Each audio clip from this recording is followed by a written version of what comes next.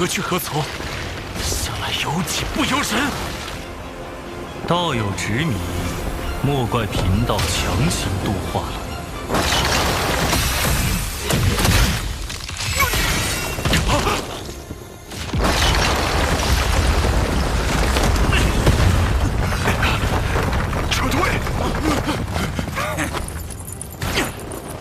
瞄准经线，支援孔雀前辈。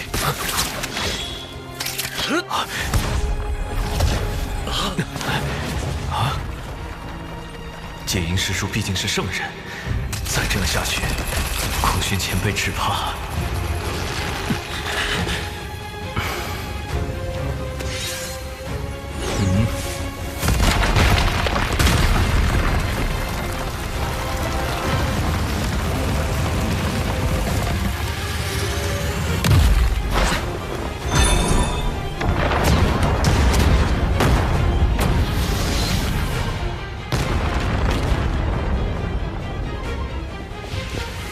师叔，何苦以势压人？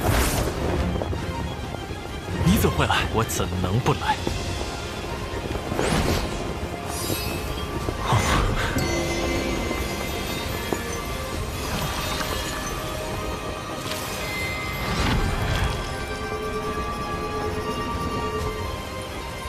玄都师侄是执意要插手吗？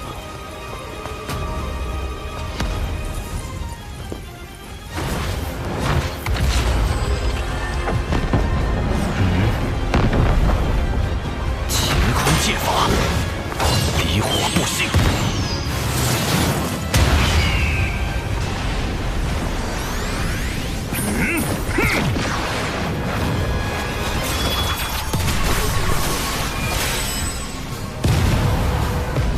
这破齿果然废物。是吗？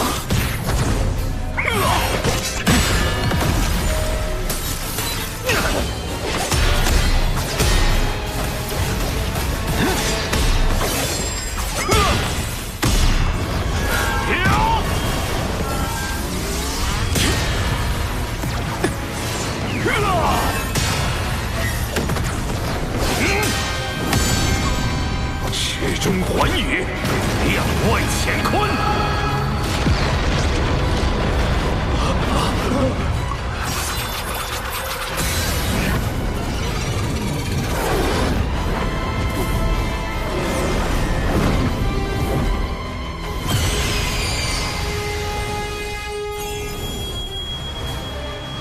五色神光，灵杀。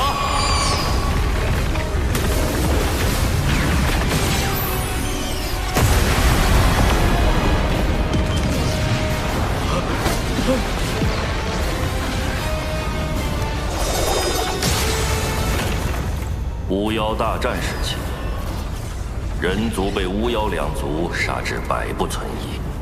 那时，人族尚未获得修行之力，为躲避天上的妖族、地上的巫族，不得不躲入地下生活。在那个最黑暗的年代，妖庭得天道护佑，人族反抗妖庭，就是在反抗天道。 他们是人，他们都是自上古活下来的人族精锐。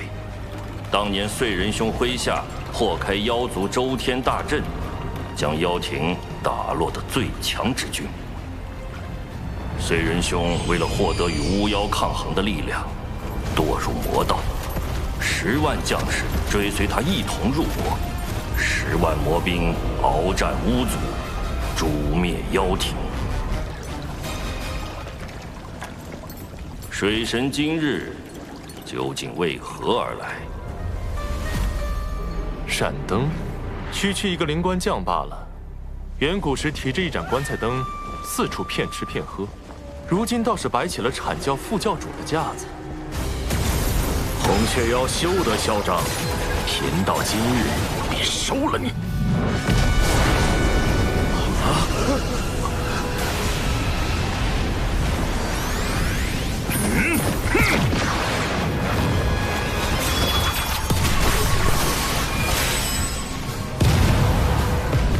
这破齿果然废物。是吗？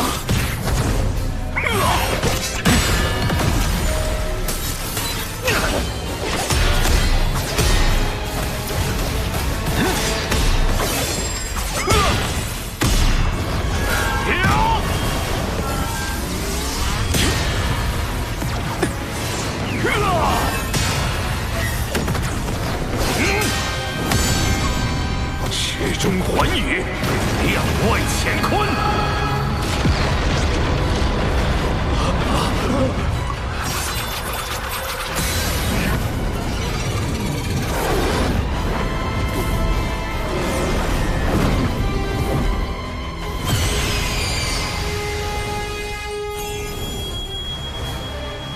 五色神光，灵杀。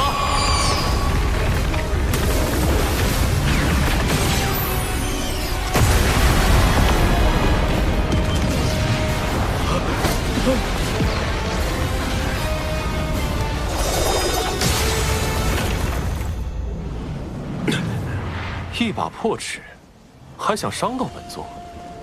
孔雀妖，你这是打定主意要投靠人教，不惜与我阐教为敌。阐教好大的威风！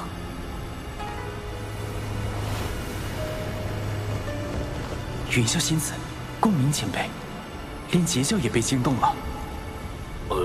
此前是我失言，望孔宣道友见谅。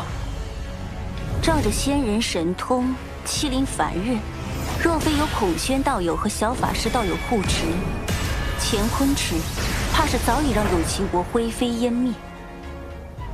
有情国气数已尽，我阐教顺天而行，诛灭此国。截教前来，所图为何？天命不佑，自有我截教为万灵截取一线生机。你们这是要反天！燃灯副教主，可还记得天道因何而生？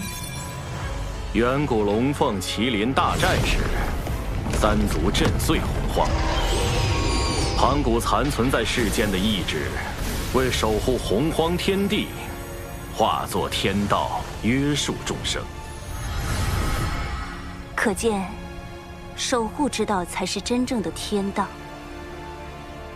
既如此，燃灯副教主该与我们一同护佑有情国才是，何必倒行逆施？你，如今已非远古，若天道危害到生灵，吾辈自当反之。众生须受约束，为何天道便不可约束了？约束天道，有意思。说得好，有情国之事，我截教管定了。阐教已公然与人教打对台，若是执意与截教为敌，在道门三教里同时得罪两教，只怕会背上分裂道门的罪名。这个罪责，燃灯担得起吗？截教今日所言，贫道记下了。待贫道禀明元始天尊，阐教自会来找截教讨个说法。这3个关于天道的问题，既点明了修道之人理应守护苍生的真谛，也驳斥了阐教副教主仗势欺人的虚伪。云霄仙子当真厉害。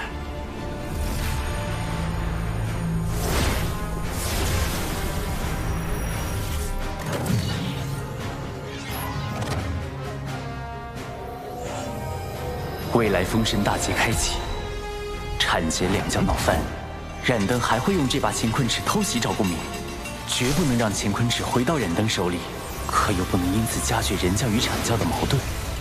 孔宣道友莫要恼怒，我代燃灯副教主跟你赔个不是，道友万万不可抢走他的乾坤尺啊！本座虽然可以，但没必要。行吧，看在玄都的面子上，再帮你一回。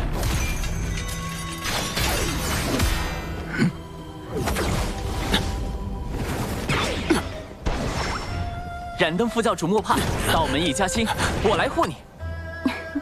这么好玩的事儿，怎能少了我赵公明？哎呀，孔宣道友的极速神通当真惊人，赶不上啊，赶不上！燃灯副教主，你何故伤我？你们几个，够了！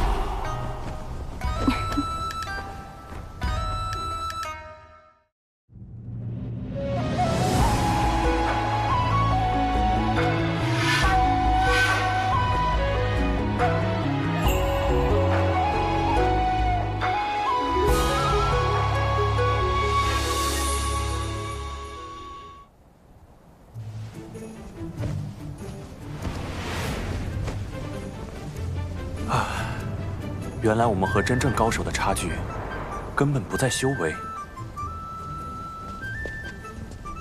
难道我们是差在法宝不够好吗？不，我说的是谋算之道，以及对脸面的割舍。这主要是靠天赋，修行是修行不来的。如小法师与公明前辈这般，才是真正的不战而屈人之兵啊！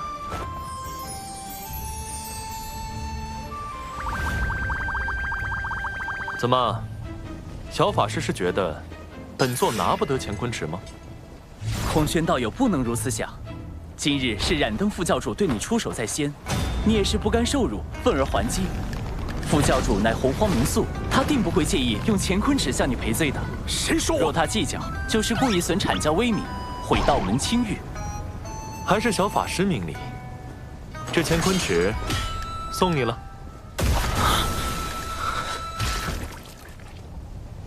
幸得道友信任，我今日便做个合适之人。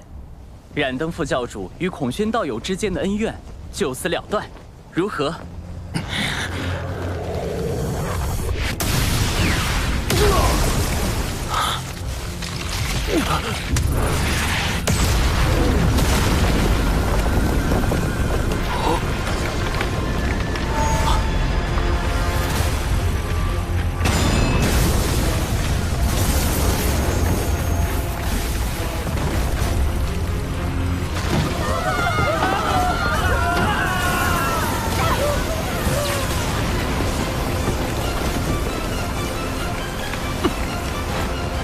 怎么回事？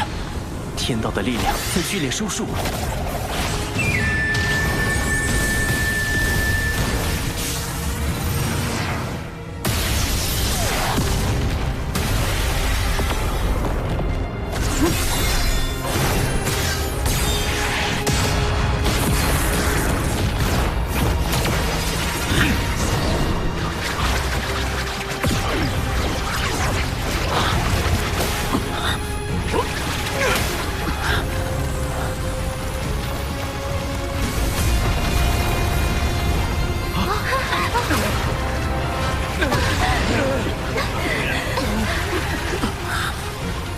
我体内的法力好像不见了，这是天道之力所凝成的枷锁，仙人一旦被它锁死，就会法力尽失。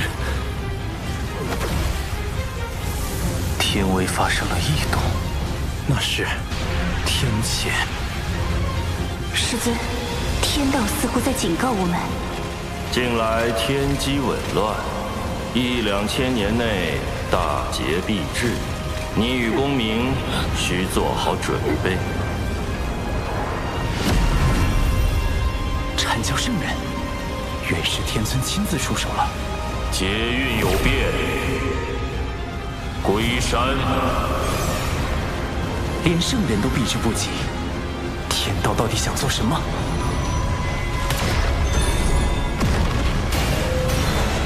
任你机关算尽，有秦国终究在劫难逃。有秦国不过是凡俗一个小国，怎会令天道如此震怒？这个国家非我不可吗？天命所至，必有深意。无论圣人还是天庭，都不可干涉，否则就是与天道为敌。这可是天谴啊！圣人不能违抗天道的剧本，所以让我去吗？请不来天兵，请不来圣人，我还能做什么？眼下只有最后那一线生机了。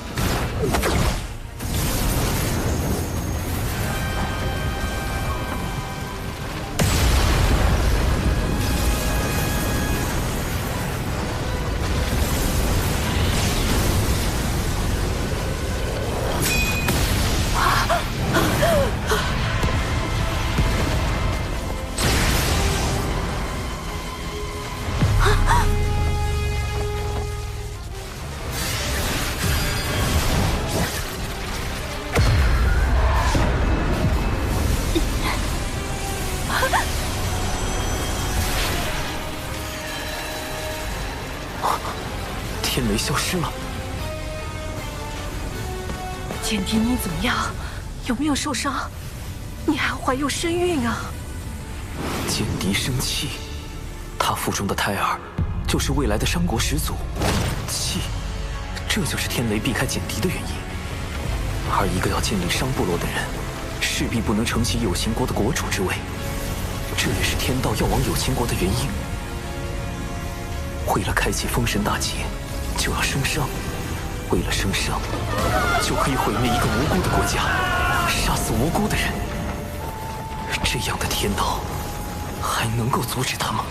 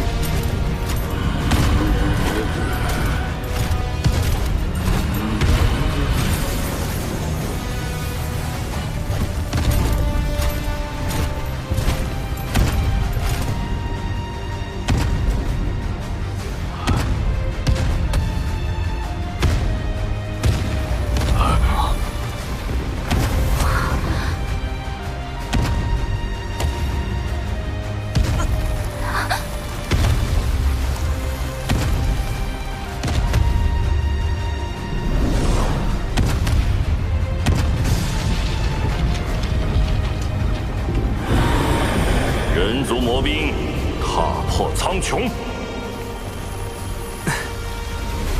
唯一能与天道对抗的，就是与之截然相悖的魔道。踏破天穹之事，人族已做了一遍，不介意做第二遍。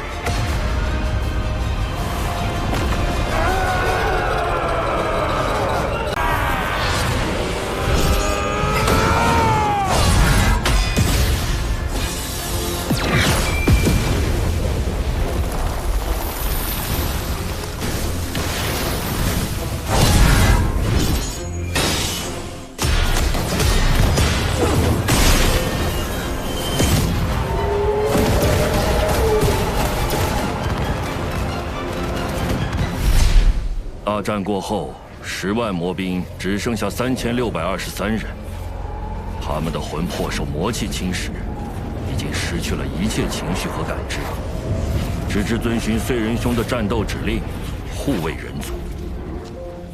那燧人前辈他，天道判定他魔气深重，已经成为天地的隐患，于是剥夺了本属于他的天庭地位，欲将他禁锢。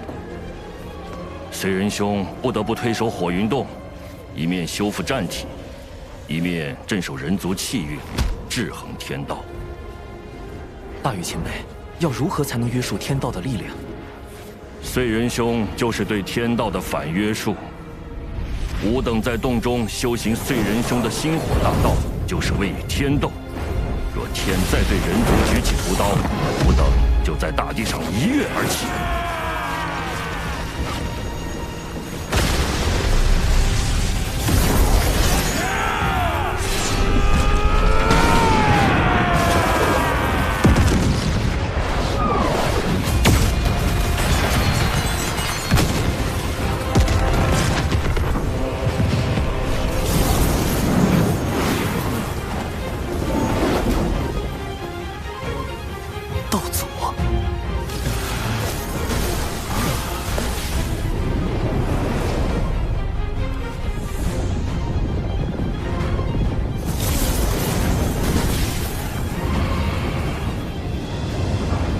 人族魔兵，万年见面了，燧人神伤势如何？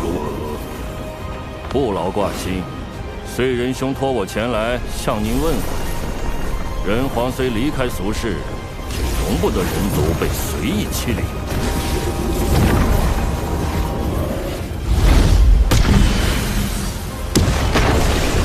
不对，若燧人前辈当真无恙，他定就亲自带着魔兵来了。这样下去，如果道祖执意出手，再加上道祖的6位圣人弟子，局面将被人皇非常两极。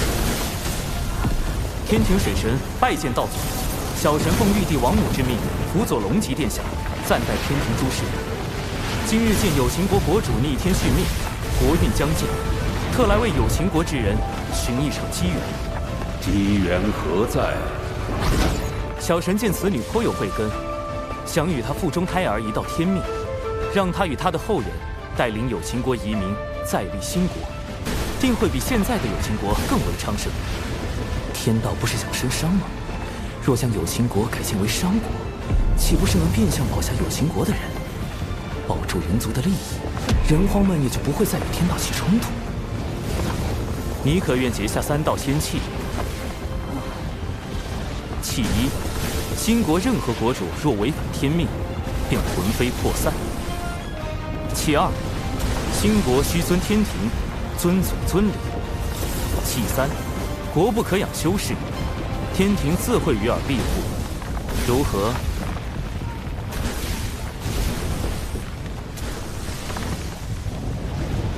简狄谨遵先人旨意，今日得仙契，护佑我有情国一脉。简狄愿将傅胎儿命名为契。商国始祖契，果然，一切都会按照天道之意进行。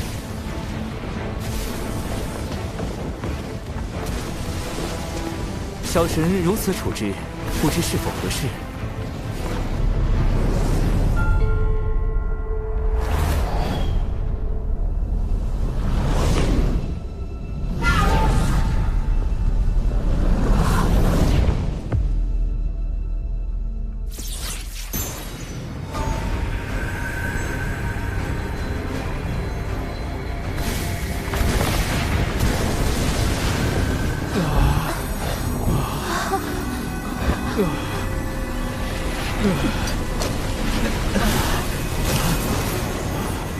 玄鸟孔宣将赴兴国百年，尔等须以兴国图腾感其恩德。孔宣道友怎么了？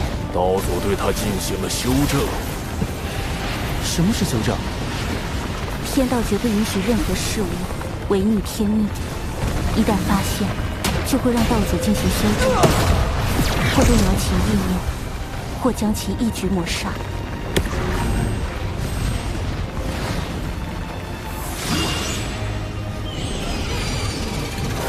孔宣，带他们向东去。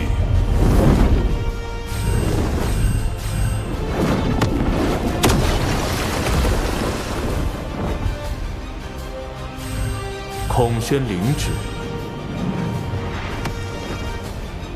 所以，是天道让道祖篡改了他们的思维，哪怕是有情国自愿生商也不够，必须得有玄鸟生商。天道就容不得封神大劫的剧本出现丝毫偏差吗？众将听令，收兵回火云洞。长庚，我曾问过你人与天争之事，争有成败，成则改天换地，败则沦为天道掌控洪荒的棋子。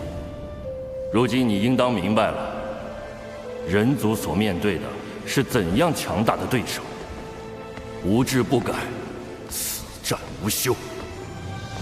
人族若想强逆天意，除非拥有盘古那样超脱天道的力量，不然终究会被天道所禁锢。可即便是如今洪荒最强的道祖，也必须遵循天道意志行事。只靠力量，真的能胜天吗？长寿师兄，我与父母终会有再见之日，对吗？一定。未来封神大劫开启，商国百姓必会卷入无端战火。我要想助人族避开劫难，往后势必要与天道博弈。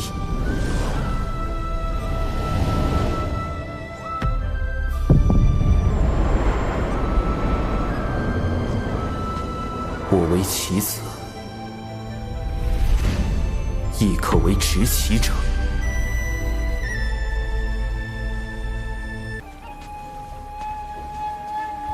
弟子修行至今，是否改变了什么？是。弟子如今是否在做某些判断时，已被天道影响，无需自疑，道有其中。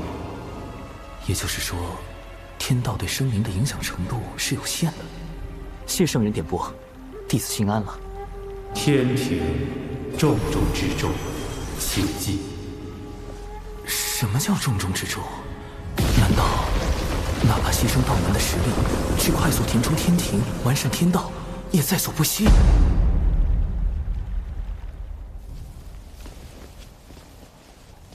师尊说，今日之后道门将有大劫，只是天机紊乱，师尊也无法窥到大劫的真相。从古至今，劫难来去，早已习惯了。小法师还未经历过大劫吧？一定要小心。大劫来临时，谁都不知道心底泛起的念头是否就是天道作祟，要拉自己入劫。天道为何要降下大劫？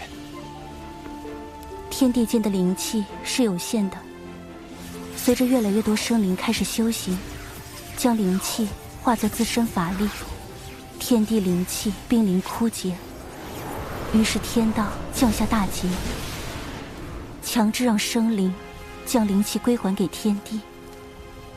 似人族这般，不用灵气修行也可生存，修行也可成为高手，护卫天地的种族，倒是很符合天道的利益需求。人与天均衡发展的办法，或许就在这里。小法师道友，燃灯副教主虽已离开，却不知是否会在暗处设下埋伏，可用我送你回天庭。啊！哦！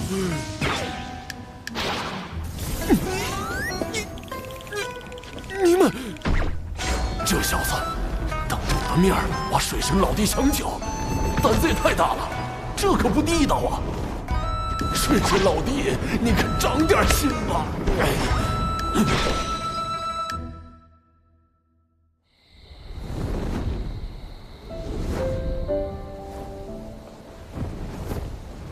唉，怎么了？今日之天谴，让我想到了此前的天罚。我怕是得到了天道老爷的关爱。渡劫遭天罚，炼纸人遭天罚，如今又遇天谴，逼得我是皮开肉绽，但只能感恩感念。可见道友的实力大有增益，才引来天道的关注，当为你贺喜。道友一向思虑周全，却也太过耗费心神，偶尔也该放松些才好。仙子也知，我修行岁月不长，到今也并未达到那般高深。我怕，若有天自己推断之事发生，却又无力阻止，只能时刻去想去算。你最长的一次想，持续了多久？17年。是为了何事要想这般久？道门。若是道门之事，我亦是道门中人。如果道友不介意，日后我可与你一同想。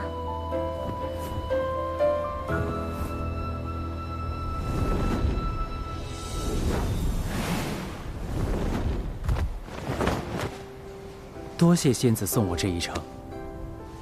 那我这便回三仙岛修行了。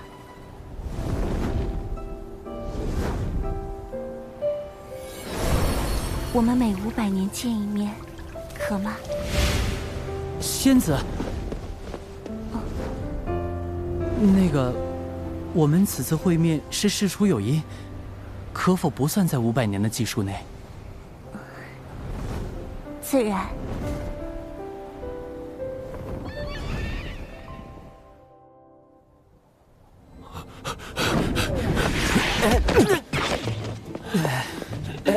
公明前辈，这是作何？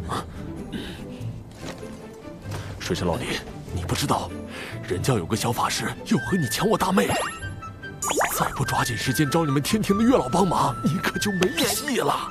大劫都快到了，现在是在意这个的时候吗？我该怎么跟你解释？那个小法师就是我呀！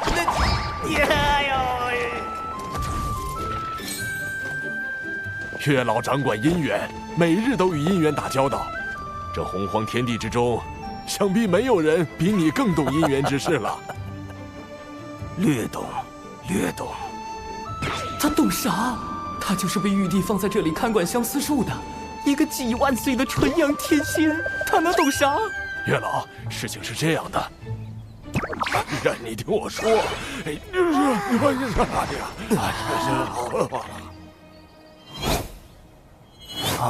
我明白了。云霄仙子想和水神做知己，水神想和云霄仙子做道侣。没错。可云霄仙子这般的先天生灵，在相思树上并无牧人，小神牵不了她的红线，只能另寻他法。不如让水神给云霄仙子写封信，暗表心意呢。信？可是那种看起来很好懂，实际上看不懂的信。莫非公明前辈收到过这样的信？金光师妹给我写过。哦，看来是金光前辈想和公明前辈做道侣，公明前辈把他当知己了。金光圣母在封神大劫的故事中，死后上封神榜，成为天庭的殿母。在生商这个节骨眼上，未来的殿母突然苦练未来的财神爷，是姻缘到了，还是又一个天道剧本？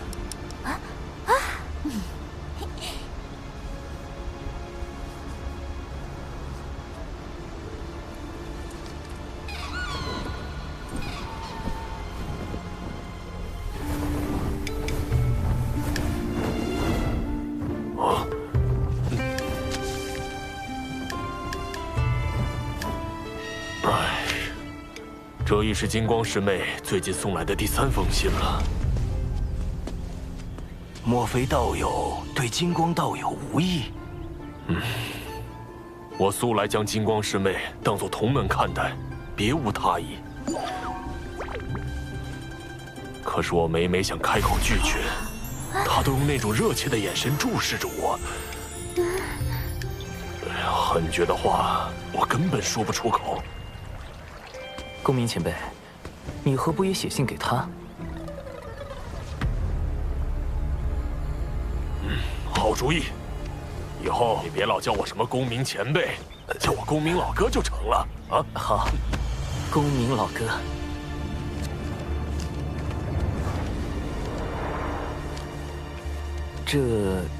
金光前辈，这封信确实是我提议让公明老哥写的，他对你之事颇为烦恼。是我不该纠缠他。不，金光师叔，依我看，公明师叔写此信未必就是拒绝的意思。火灵师侄，火灵圣母，多宝道人之徒，结交3代弟子的翘楚。封神大劫中为报徒弟之仇，与西周京对阵，是引动产劫对峙的关键人物。说来截教女仙怎么都爱自称圣母，这不是和圣母女娲撞名了？叫圣娘多不实啊！师叔，您从第4行开始，将这书信每逢双行的首字连起来一读，便知其意。这封信拒绝的够明显了吧？还有什么可看的？今昧莫及，无心久矣。这也太妙了！他还会写藏头诗，是太牵强了吧？若真是藏头诗，为什么我从第1行就开始藏头？金光再傻也不会信的吧？原是我误解了公明师兄的心意。公明，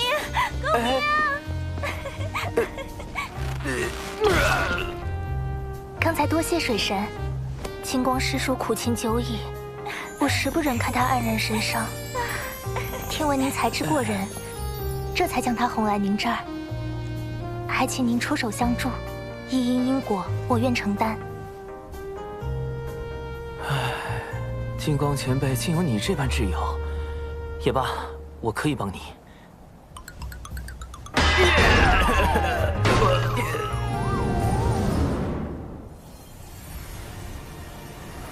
小弟子，你外出历练可算是回来了。那玄都小法师，关键时刻跳出来坏我好事，实在可恨。快让你那谛听施展神通，我必要将他找出来。早已试过了，连谛听也无可奈何。这么没用，不如早点炖了。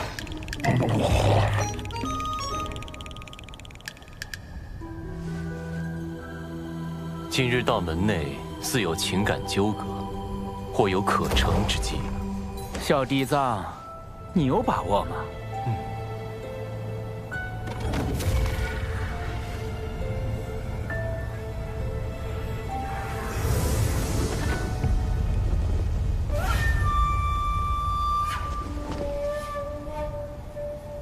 哎，听说了没？火灵师姐已经搬去了公明师叔的楼福洞，二人已经……火灵？谁说的？是阐教的黄龙师叔。就是你传的我和火灵师侄在一起了。这简直是危言耸听！我说了，我没说，我就是没说。你们邪教怎么诬赖人呢？一会儿说你说了，一会儿说你没说，恶人露馅了吧？怎么了？这是什么？大师兄，快来呀！邪教欺负龙了！哼，谁还不会摇人了？邪教弟子听令，速来中州集合！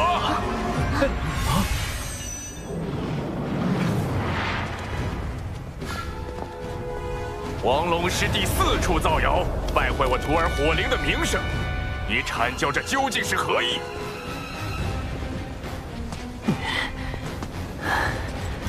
三教同源同流，你辱骂黄龙师弟，可曾念过道门一家？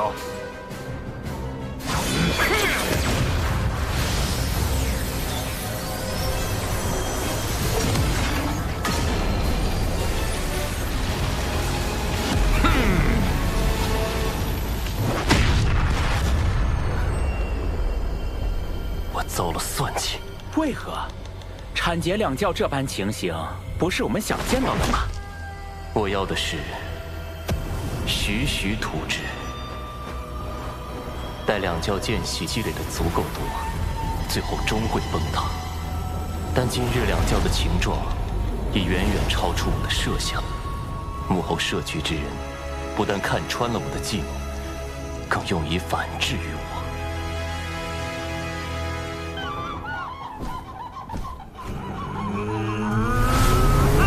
这多宝和广成子演的倒是怪好的嘞。西坊教今日事情闹得那么大，我倒要看看你们要如何收场。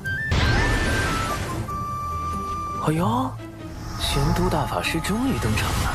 玄都师长，早前闻你两教谣言之事，我便请天庭出面引动天道之力，凝出一面正德碑，可追溯一世之源。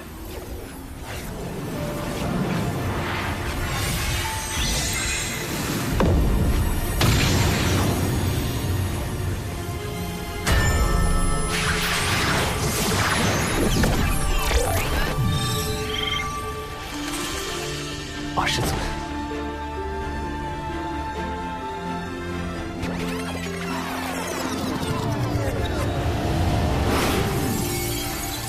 ，12品功德金莲，是西坊教在替此人遮掩。截教众仙听令，阐教众仙听令，随我逼上灵山！西坊教能主事的，与贫道出来！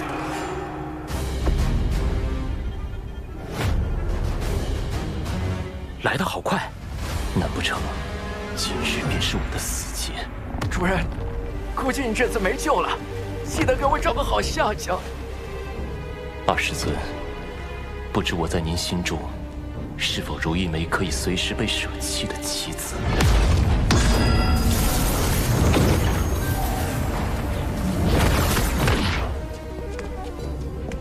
诸位道友，如此兴师动众，不知有何指教？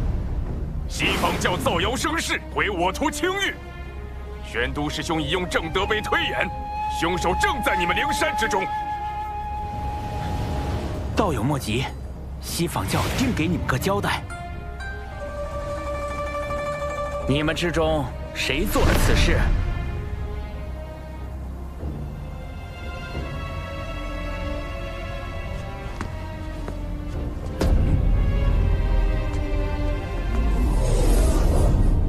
此事是我做的。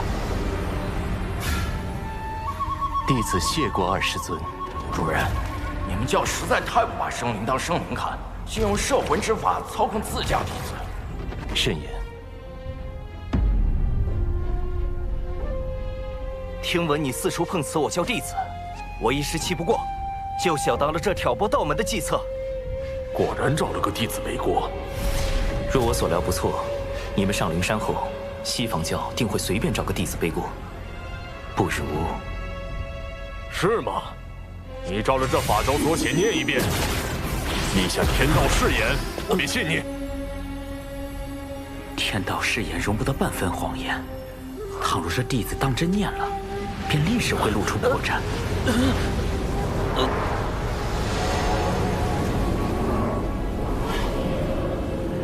用天道誓言令西坊教陷入两难，水山老弟，妙啊！愣着干什么？还不快念！还是说你不敢念？此事不过是场私怨，道门三圣与西坊二圣皆师从道祖，何必闹得如此僵硬？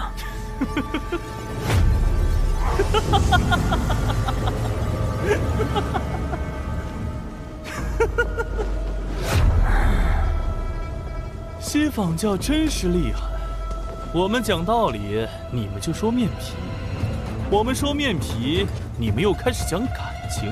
可这无论怎么说，都是我道门恃强凌弱呗。既如此，我等便认了。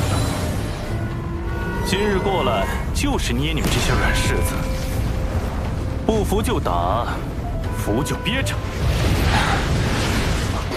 哦，他就是太乙真人，真阴阳怪气大师，一开口就能气死人。也不知未来哪吒是怎么忍受这个师傅的。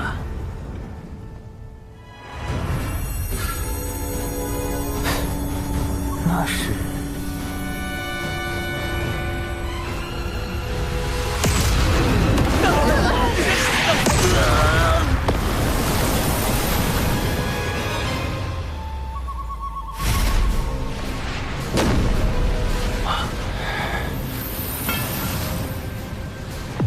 缘起缘落，自有缘法；既有前因，自生后果。即日起，灵山封山1000年，若无贫道之命，众弟子不可随意外出。这准体当众灭口，太不要脸了！公明老哥，我们的目的已达到，今后西坊教不敢再随意算计道门，当适可而止。今日因果已了，我等就此告退。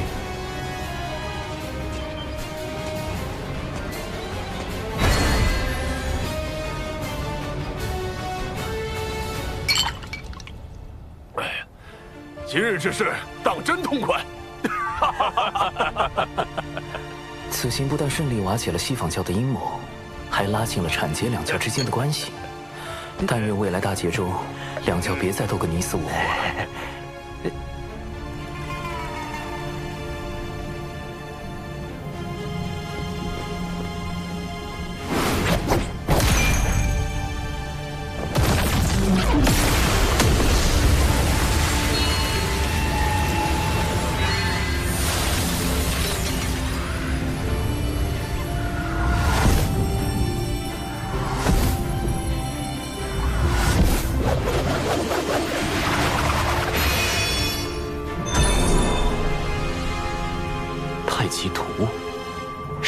圣人在为此人遮掩。你在明，他在暗。是故你败，他胜。自今日起，你在此地禁足思过。若无我令，勿多出手。谨遵二师尊法旨。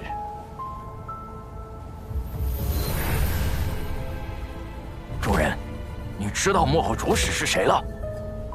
拥有如此过人的智计，能躲过你的心生探查，背后又有太清圣人替他遮掩。放眼整个洪荒，除了水神，还能有谁？主人，你在害怕？我没有。若此次当真是他所谋划，那我也不算败得太冤。算计不过就算计不过，你何必嘴硬？急了，心境乱了，全是破绽。水神，下一次交锋可没有那么简单了。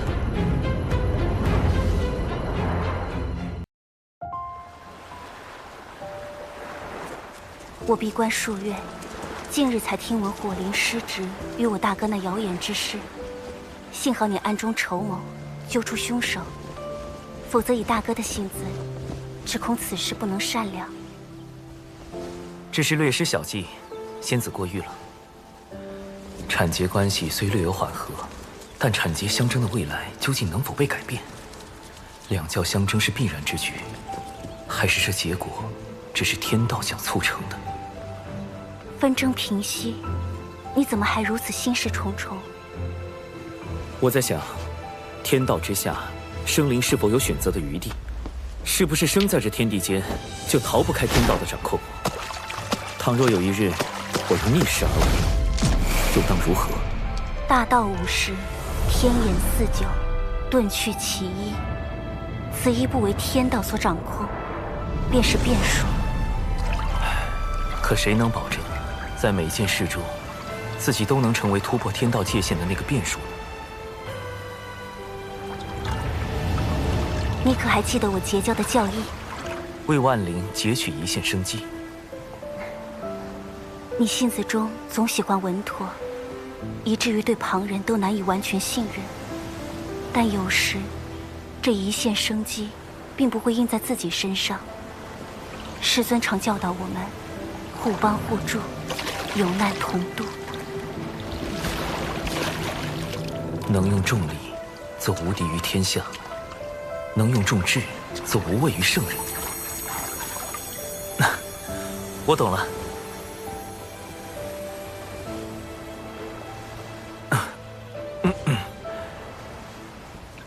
跟前辈高人谈心，对修行当真大有裨益。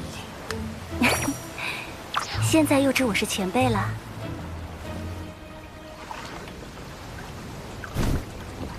我之所求，将来必与天道大事相依，必要做好万全准备。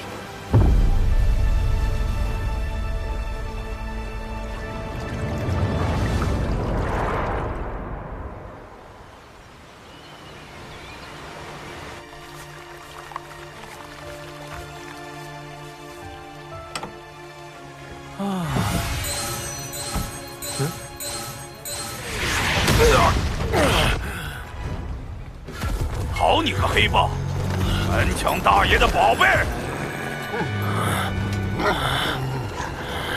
大劫将近的节骨眼儿，太清圣人突然让我去关注一只黑皮豹。奇怪，这豹子看着修为也不高。拿命来！救命啊！救命啊！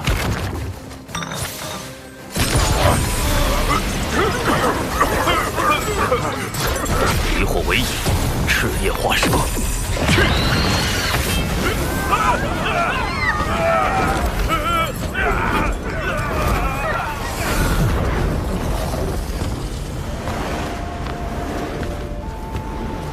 多谢前辈搭救。等等，莫非是姜子牙的同门师弟，元始天尊之徒，申公豹？前辈您对我恩同在上，您定会一生平安。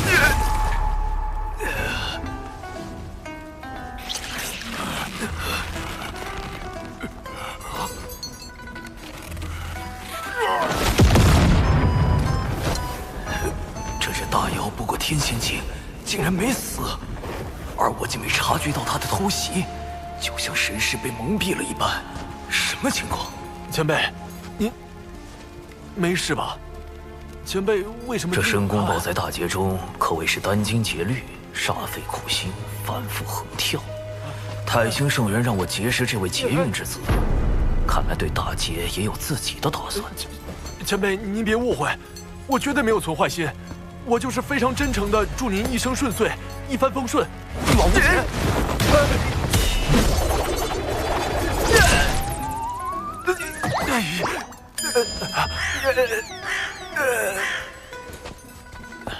前辈，你还好吧？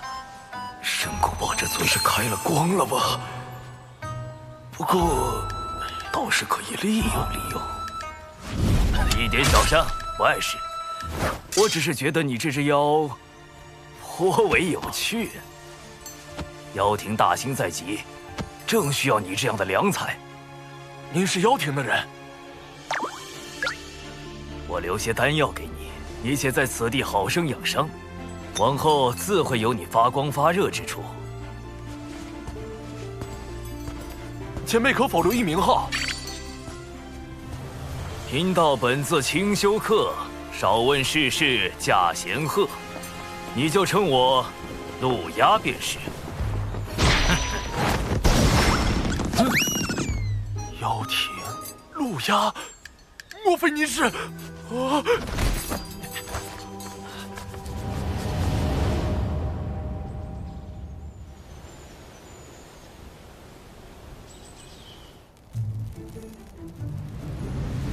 太子，您的恩情，晚辈永世不忘。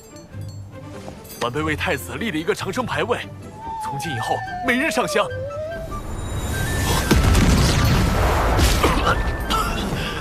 气息怎么突然走差了？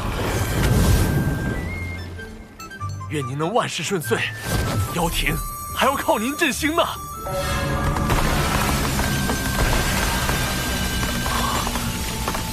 大阵怎会无缘无故破碎？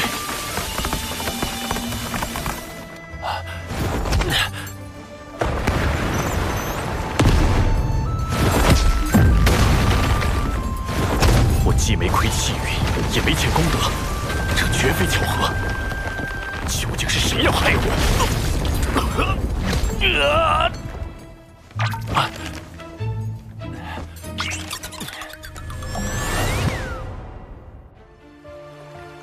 我当然不指望申公豹真能奶死陆压，不过倒是刚好借此试探一波天道。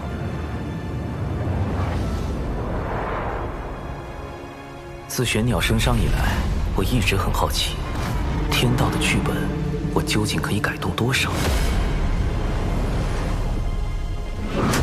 彼时天道本欲将除简狄之外的所有有情国皇室成员全部杀死。经我斡旋之后，这些人得以保全。但同时，天道为遵循玄鸟升商剧本，又对孔宣进行了修正。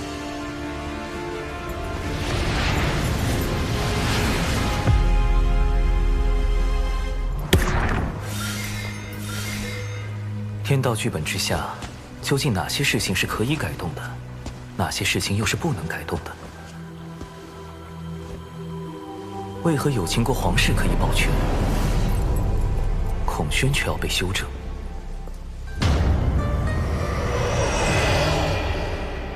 在改动天道剧本与遵循天道剧本之间，必定存在偏差率。如果能推导出这个偏差率的精确数值，我就有了更多的可操作空间，尽可能的救下更多的人。而陆压，这个封神大劫期间的截教头号死敌，将是我计算偏差率的第一只小白鼠。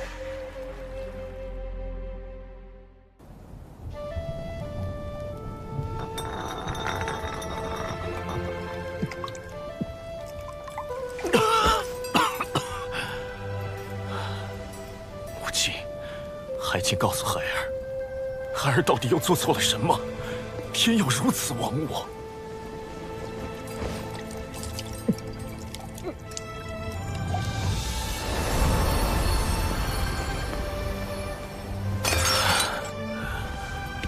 多少年过去了，金蜈蚣已是如今的断臂残垣，兄弟姐妹们只剩下了我一个。出自汤谷兮，漫天游，归于于渊兮，欲甘渊。唉。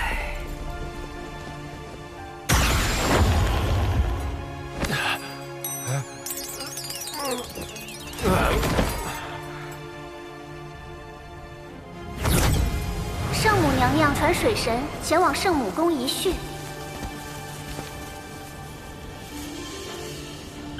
让黑豹对陆压行诅咒之事，可是你的算计？陆压多番谋害玉帝陛下，已成天庭心腹大患，小生不得已才暗中出手。我答应过他母亲羲和，要保他性命。今后若他无大过，你不可随意出手。另外，你若不想和你那个同乡一样，也成为天道禁忌，便不要再试探天道的底线。浪前辈，圣母，我那位同乡，你只需知道他已彻底死了。天道已修正了他的存在，无也不可多提。浪前辈死了，那我之前的猜测有误。太清圣人和道祖红军都不可能是浪前辈了。今日召你来，吾还有些事要叮嘱。三教中，元始师兄心思太深，通天师兄桀骜不羁，唯有太清师兄早早看破盛极而衰之。今年巫妖大战之时，6圣之中，唯有太清师兄暗中出手，助玄都对战东皇太一。后妖庭没落，天庭兴立，太清师兄更是以化身坐镇天庭。原来太清圣人曾出手助玄都大法师击败东皇太一。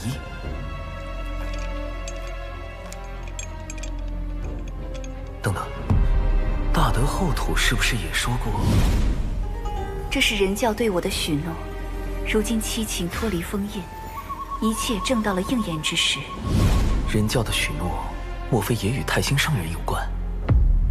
他竟暗中做了那么多，看来我此前猜测的没错。太清圣人也不愿意看到道门内战，他的计划与我在大劫中捞人的计划并不冲突。多谢圣母指点。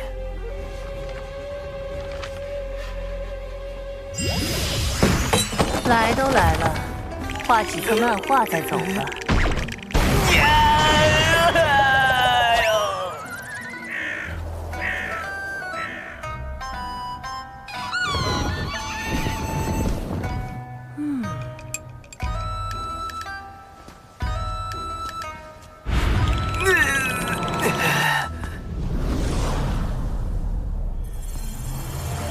显然陆压还不能提前死，但要计算天道偏差率，样本数据还不够多，尚需10日。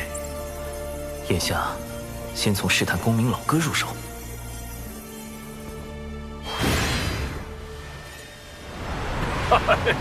多谢水神老弟带我来天庭逛一遭。公明老哥，近日听闻有大劫将至，你有何打算？你有应对之策？你看这天庭如何？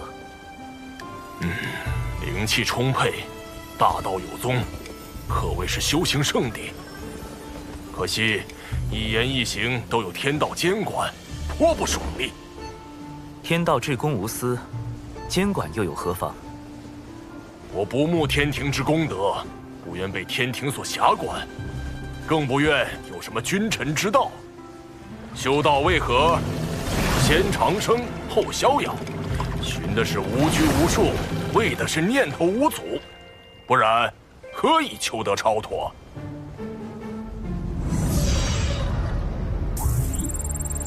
果然，通过让公明前辈加入天庭躲避封神大劫的法子不好使啊！云霄仙子，公明老哥，我究竟怎样才能救下你们？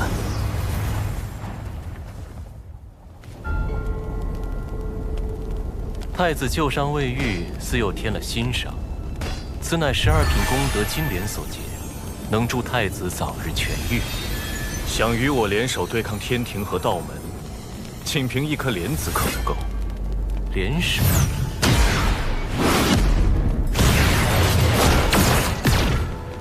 我要的是妖族听命于我，令行禁止，不可违抗。妖帝印玺，啊，此物怎会在你手中？2位妖皇陨落后，妖帝印玺随之隐没洪荒，贫道费了好些功夫才寻到。太子若能让妖族听命于我，无论最后成或不成，此物送归太子，如何？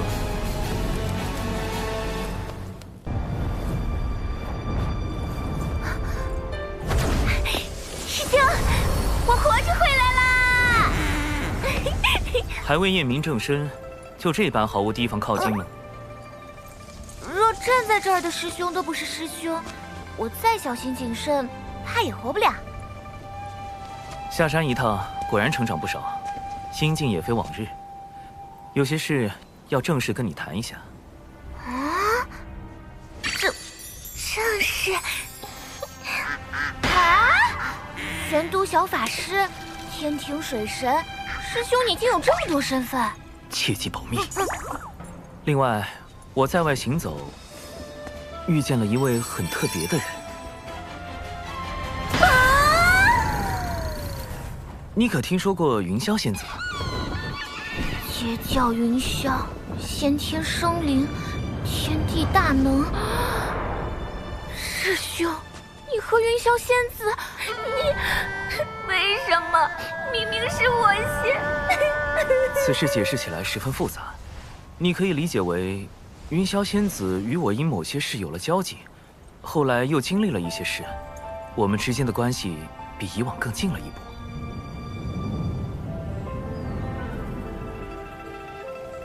师兄，你一下说这么多，让我怎么信呢？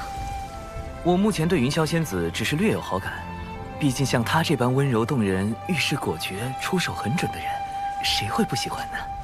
先天生灵，圣人弟子，天地大能，美丽动人，温柔贤惠，明显不是对手啊！而你与师父是我最信任之人，你是否愿意站出来帮师兄处理一些事务？我愿意，师兄，我会做好力所能及之事，成为你的助力。哼，我才没那么容易放弃。哦，灵娥，你何时回来的？有没有受伤？师父！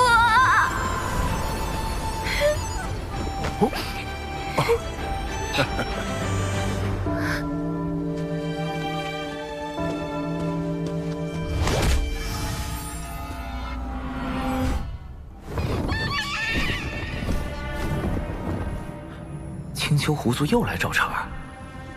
小兰见过奇缘道长。这声音，这眼神，不太对劲。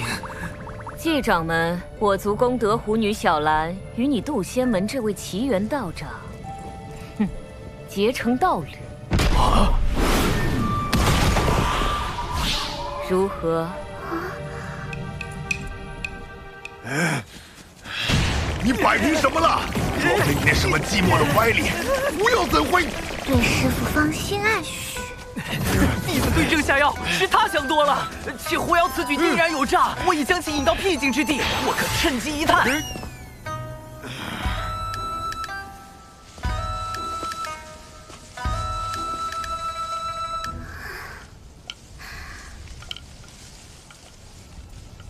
道长一刻也不想见我吗？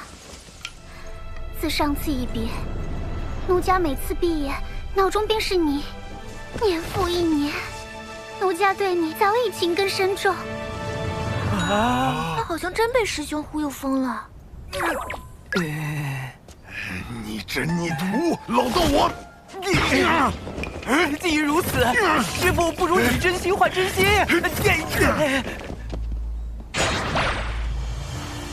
师兄，你真相信狐妖看上师傅了？非也，此乃狐妖之套路，先忽悠仇敌爱上自己，再翻脸羞辱，以此来报复。蓝道友，可武完了？师傅，鼻子，鼻子。没眼看，没眼看。狐妖路子这么野，师傅能稳住吗？或许能撑3个时辰。道长，我来帮你疗伤。使不得。道长若对我无意，为何不敢正面看我一眼？蓝道友自重，贫道思来想去，有些话还是想跟你说个清楚。师兄，你假扮师傅的事要被抖出来了。师傅待人诚恳，又岂会再做欺瞒？道长请说。美色当前，臭老头要原形毕露了。道友其实一直认错了人。什么？果然说出来会痛快许多。道长此话何意？与蓝道友相交的是一位高人，他不想被人所知，故用贫道样貌走动。当然，这也是贫道允许过的，只是不曾想。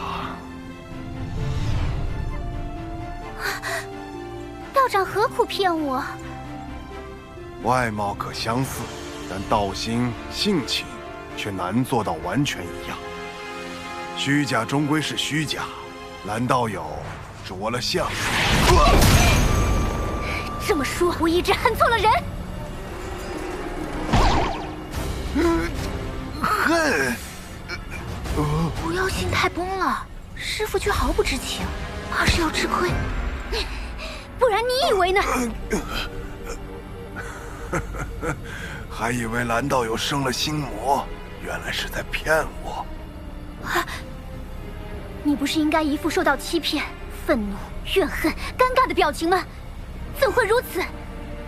而且，我生了心魔，不是与你更有利吗？蓝道友困于执念，贫道有不可推卸之责。若你再因此诱发心魔，贫道良心难安。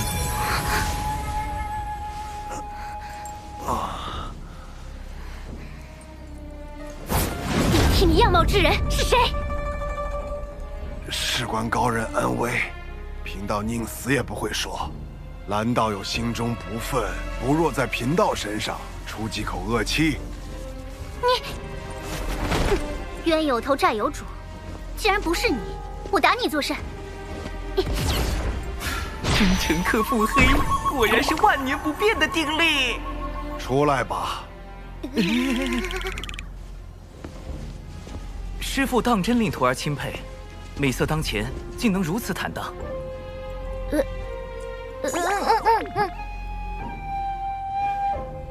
长寿，你随为师走走吧。师兄保重。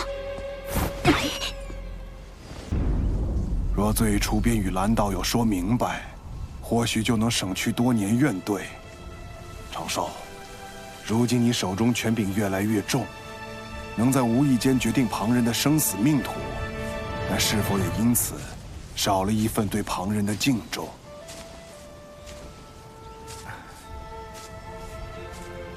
为师已教不了你修行，道理也不如你懂得多。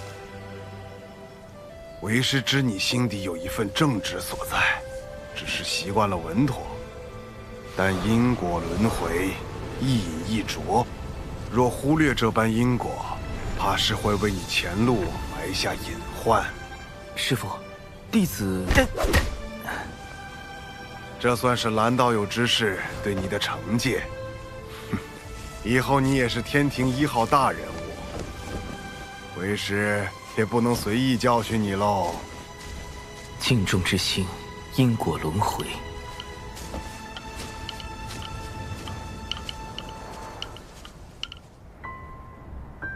尊师所言，有些在理，有些却忽略了你的处境。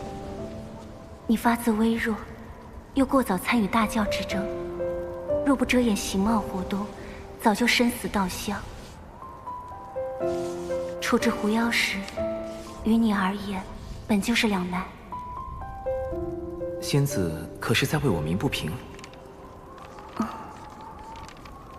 我处置方式确实粗糙，此番训斥理所应当。只是师父一生情路坎坷，心中执念是与故人重聚。可我并非他，很难做到感同身受。正因如此，才不能把话闷在心里。今后若再有困苦，亦可同我言述。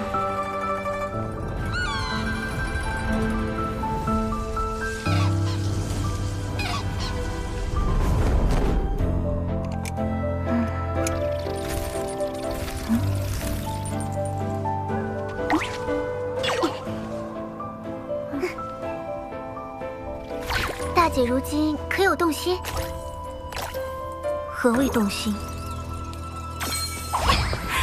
就是心底总有个念想，时时刻刻都会想起一个人，连大道之中也可见此人踪影。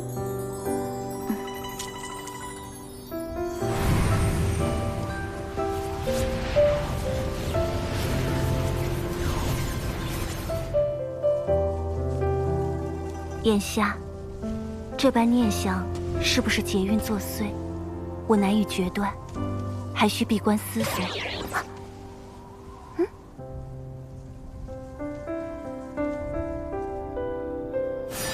水神，奇缘道友出事了。孽缘线。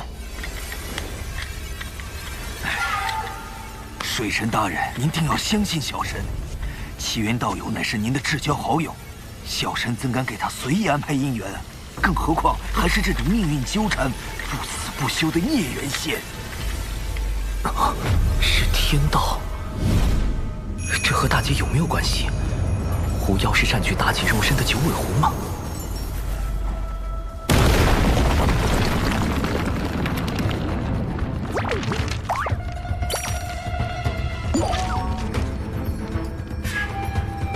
虚假终归是虚假，外有慧而心无恙，亦可修得无上果。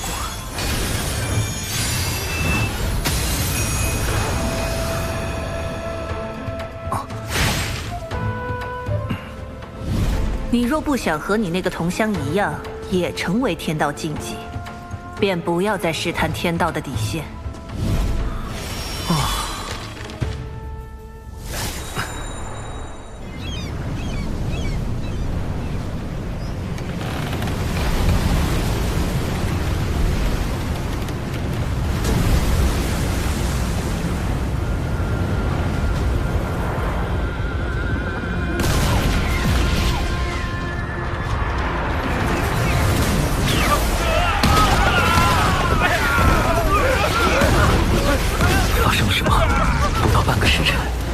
162座海神教势力范围的城池遭到妖族袭击。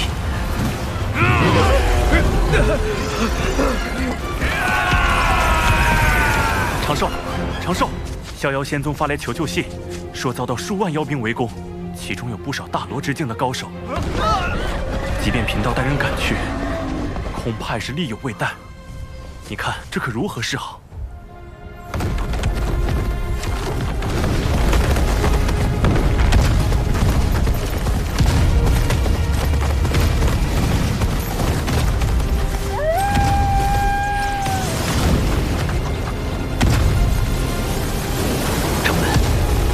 也有一批妖兵，数量不下10万之众。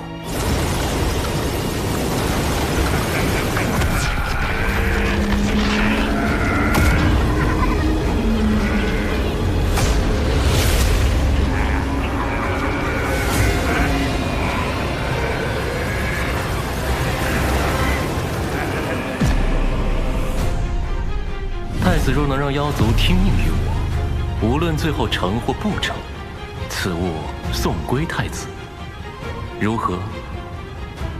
殿下，先帝便是以此印玺，号令百族。若你拿回此物，必能得到北周那批高手的支持。他们都曾追随先帝，实力不亚于当初的10大妖帅。妖帝应玺乃妖庭至宝，自当归于妖庭。可我如何确定事后一定会物归原主？贫道可立天道誓言。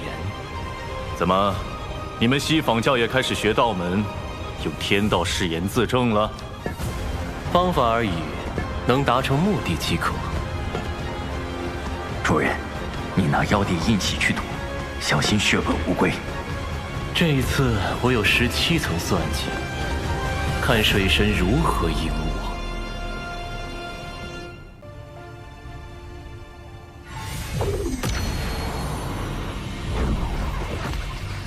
诸位久等了。地藏，灵山因他而封，没想到这么快就又被尊体圣人启用了。主人，他就是文静。金蝉折损前就怀疑过他。往后见我，不必行跪拜之礼，请起。因各位跟脚，我西坊教无法让你们走到台前，但诸位所立功劳，2位师尊都会看在眼中，该有的自不会缺。不知大人有何吩咐？谛听日前获悉，水神极有可能出自人教仙宗，但人教仙宗共有6家。文静，你觉得若对人教仙宗发难，逼水神现身，选哪家较为合适？那自然是要选道成最多的那个逍遥仙尊。但水神绝非一语之辈，他那灵爆秘法，委实有些吓人。此次围攻的是人教仙宗，他若用灵爆秘法，岂非自毁城墙？大人所言极是。你我在此商讨时，贫道的算计便已开始。妖庭的妖兵作为先锋军，分往3处袭击，各位只需在此静候指示即可。这个地藏下手好快。水神，是你让我折服的，不是我不给你传消息。你可千万别怪我。主人，这个文静一直在心里嗡嗡嗡个不停，肯定一肚子坏水。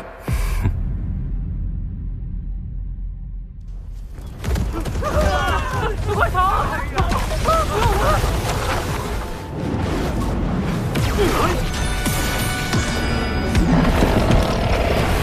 水神，你再不现身，我们就将此地夷为平地！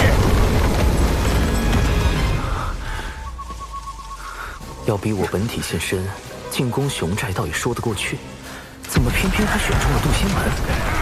不能因为渡仙门菜就那么欺负人吧？掌门莫急，啊，一会儿我会在暗中与您配合。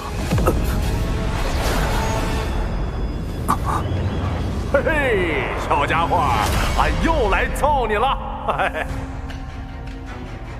大前辈，太清圣人竟然主动把玄黄塔送来给我防身，看来事情大条了呀！必须启动最高级别防备体系。长寿，掌门，立刻召集宗门上下，赶往地脉挪移大阵。不战而逃？可地脉出的挪移大阵，在上一次渡仙门大战时已经暴露了出口，难保此次敌军不会埋伏在那儿。数年前，弟子便在旧的挪移大阵下方1600丈处，搭建了一处新的挪移大阵，十分隐秘。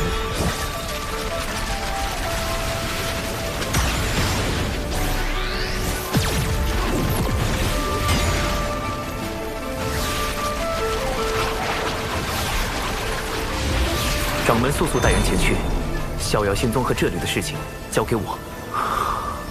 这次就全仰仗长寿你了。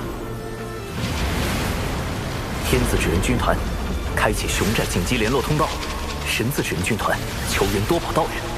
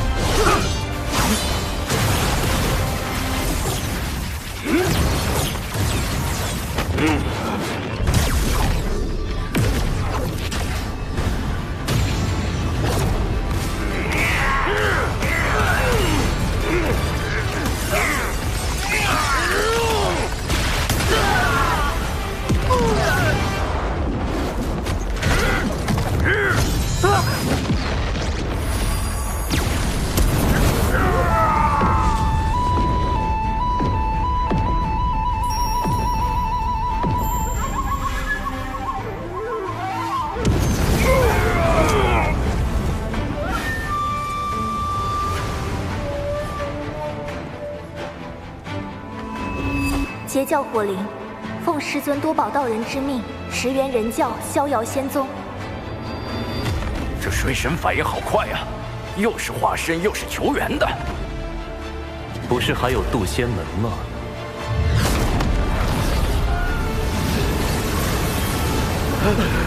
快，让他们跑了！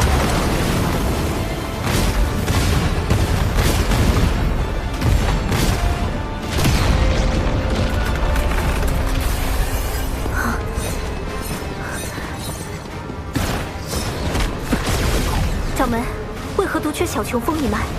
他们决定留下来。那弟子也决定留下来，请掌门成全，弟子生死无怨。去吧。掌门，这无妨，他在此地，应该比跟着我们更安全一些。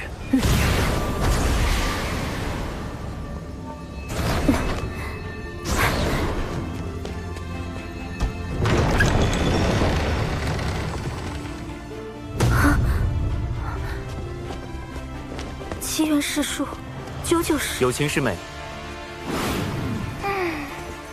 有些事情还不方便告知他们。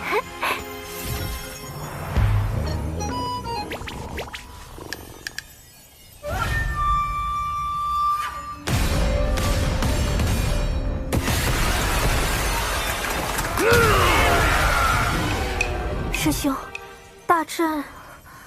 放心，一切都已安排妥当。你与灵儿下棋看戏即可。师兄，这是来了多少妖族？哼哼，10万有余。师兄，9成8。不然呢？你可是在质疑为兄的遁法？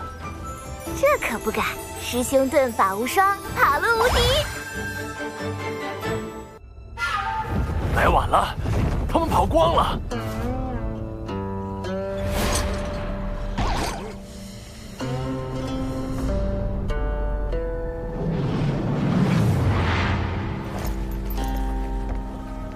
老大，这里会不会有埋伏？咱们要不问下地藏那边？渡仙门不过是个小宗门，能有啥陷阱？你少给我提地藏！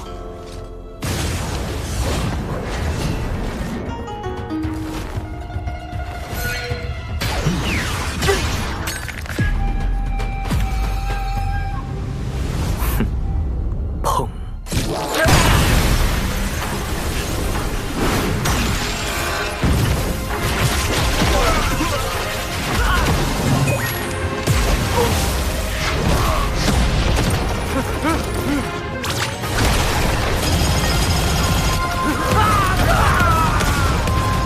！10万妖兵来了，就别想再走。师兄真厉害！大哥，我是不是说漏嘴了？今日让有情师妹待在此处，我就没打算隐瞒身份。切记，我此前给你们的心生屏蔽仪万不可离身。师兄放心，保证万无一失。长寿师兄的本体究竟在何处？这个倒是说不精准，不过通常而言，师兄都会在一个最为安全的地方。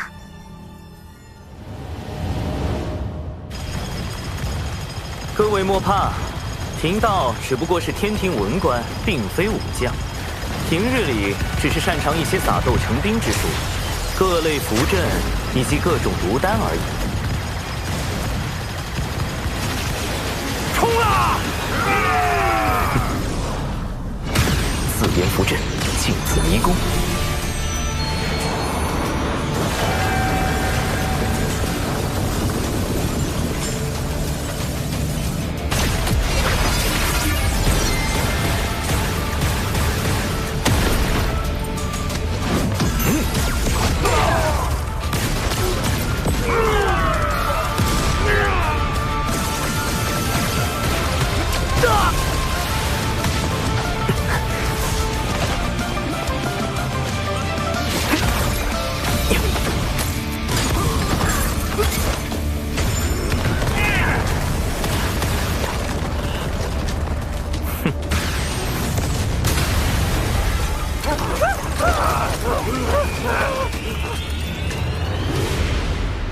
塔前辈，晚辈向您借3缕威能一用。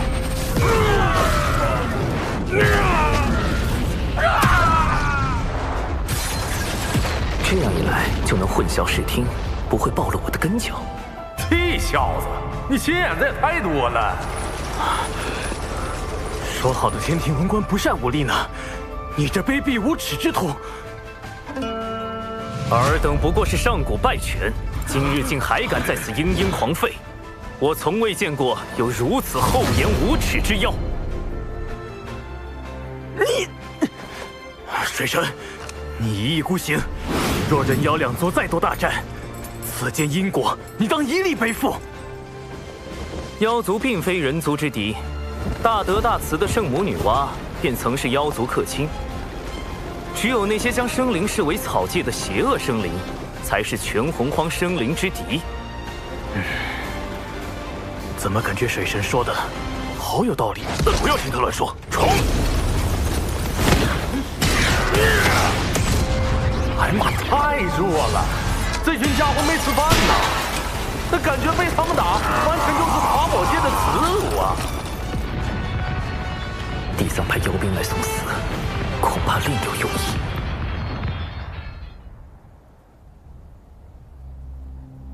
3处的水神化身都有玄黄塔，主人，你的算计落空了。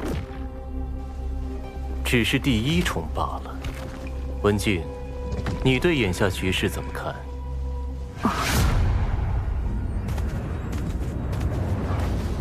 地藏大人高明，袭杀人教仙宗，逼出水神根教，只是您的第1步。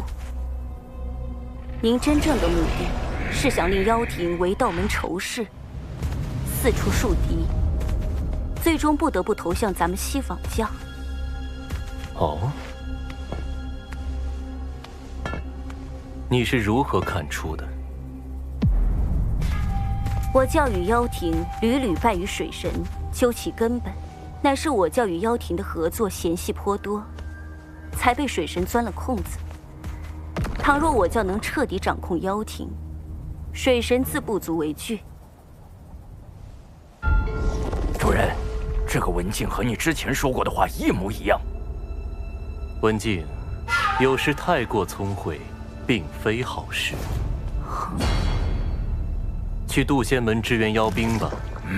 但愿这一次，你的聪慧不会让贫道失望。是。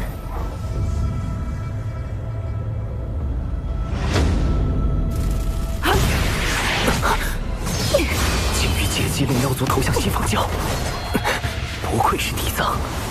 文静，稍后你配合我。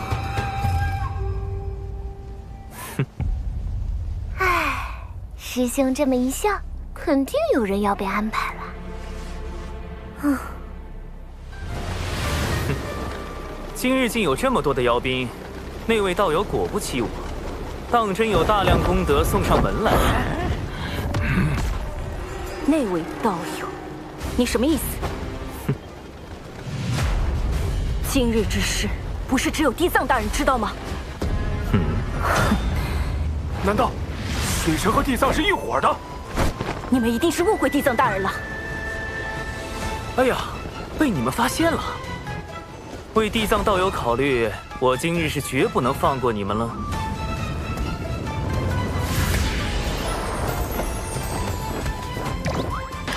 主人，你麻烦大了。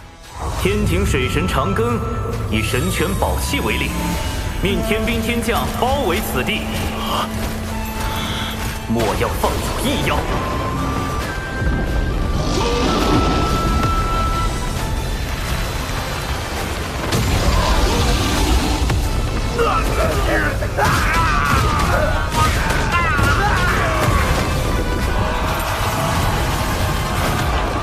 杀出去，找地藏算账！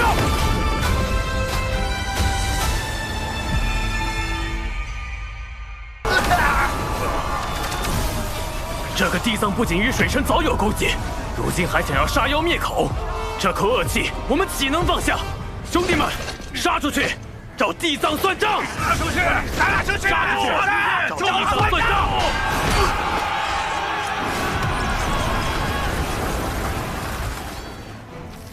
这么明显的挑拨计，妖兵居然还会上当？那些妖兵被你派去送死，本就对你不满。主人，从局外人的角度来看，这次确实很像你与水神配合阴了他们。快，通知文静，千万不要自作主张去截击那些逃走的妖兵。只要这些妖兵不死，我的第3重算计就能铺开，定能试探到水神的根脚。此局就还不算输。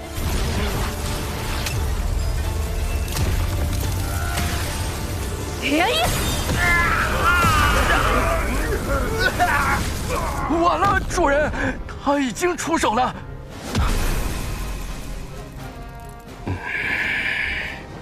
咱们擅自做主杀了这些妖兵，会不会不妥？水神摆明了是想将脏水泼到地藏大人身上，若让这些妖兵活着离开，地藏大人的名声还要不要了？文静，你坏我大事，还不快退！是。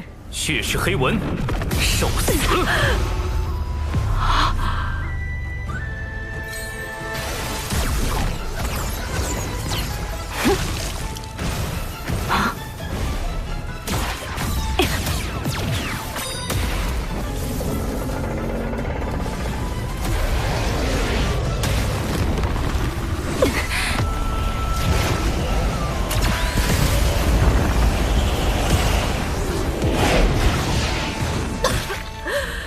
水神大人，虽然知道是在演戏，但你下手也太狠了吧！更狠的还在后面。纸人灵爆阵，核爆起！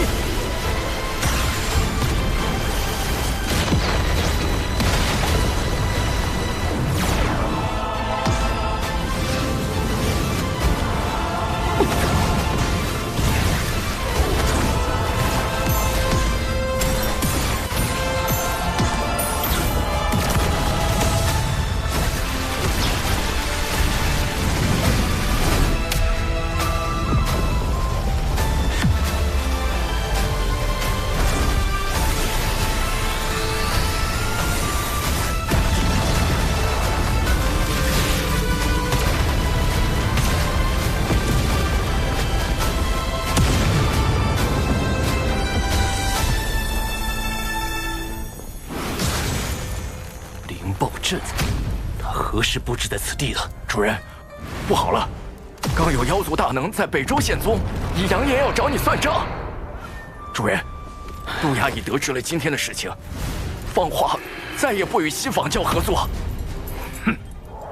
主人，说，水神刚刚在逍遥仙宗说了几句话。主人，你……他说了什么？算了，主人。我怕你被气到吐血。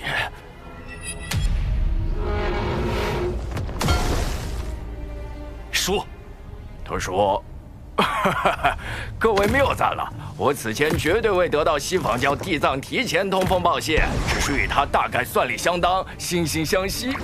他要妖族好感，我去守护人教道城，为天庭扬威，仅此而已。我们。”绝对没有串通。现如今还在为地藏掩护，水神真是考虑的太周全了。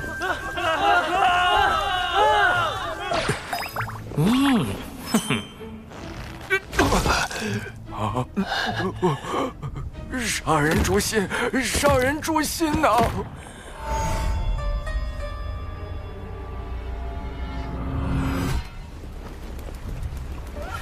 二师尊，此次是弟子技不如人，妖庭那边，弟子会设法斡旋。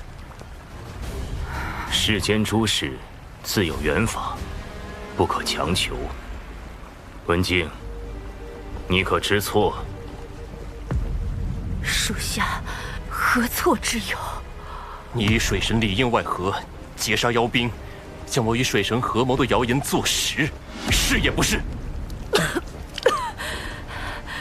妖兵受水神蛊惑，属下担心他们将此事宣扬出去，这才出手灭口。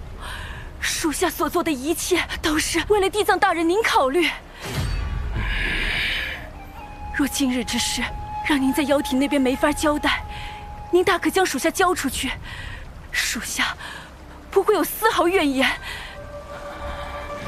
但您绝不可怀疑属下对您的忠心。你罢了。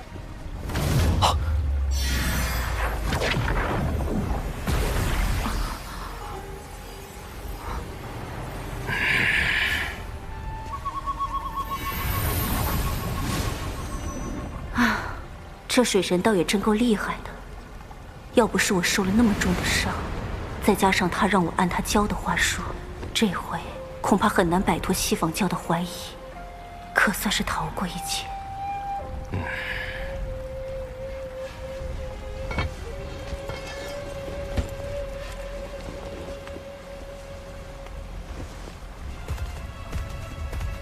主人，文静真的没问题吗？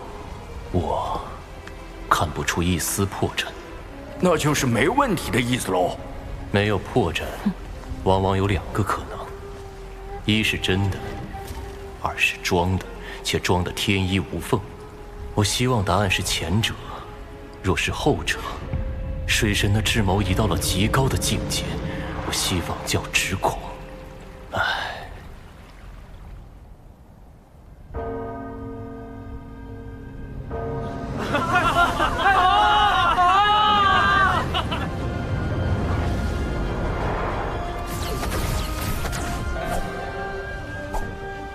有情师妹，今日所发生之事，望你记在心中。日后，我自会为你安排一条明路。玄雅定不负师兄期望。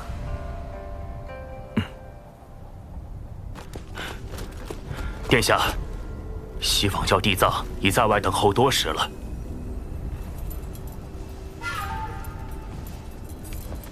哼！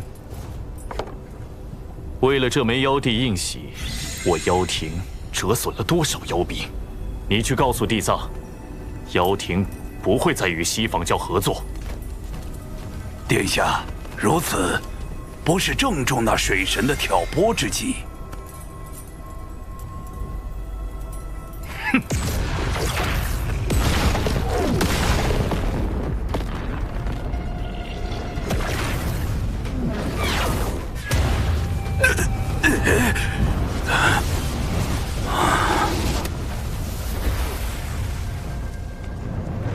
水神挑拨为真，地藏心存他意亦为真。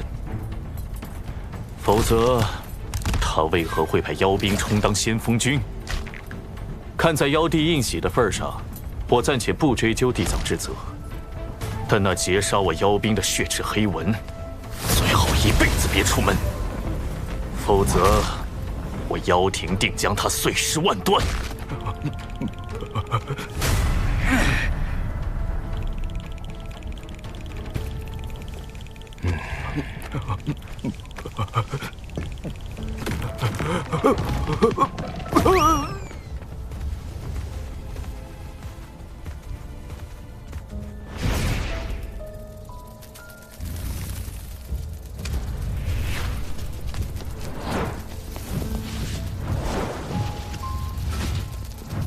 此役实在冒险，能侥幸取胜，全凭你在其中助力。但陆压竟如此大范围的搜捕，此事是我顾虑不周。下一次，还是以保全你自身为主。那个，既然奴家这一次表现那么好，水神大人什么时候？而今你身处险境，等到机会合适，我自会安排你与大法师相见。奴家明白。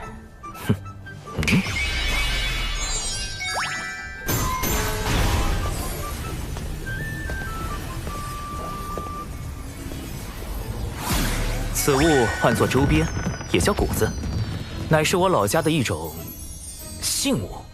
好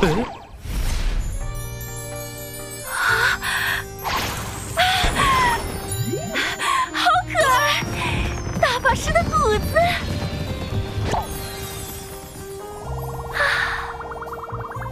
奴家谢过水神大人。谷子。文静这边终于安置妥当了。渡仙门一役，小琼峰虽然没有受到波及，但仍需升级防护措施。又到了喜闻乐见的小琼峰基建环节。我宣布，小琼峰2期改造工程开工。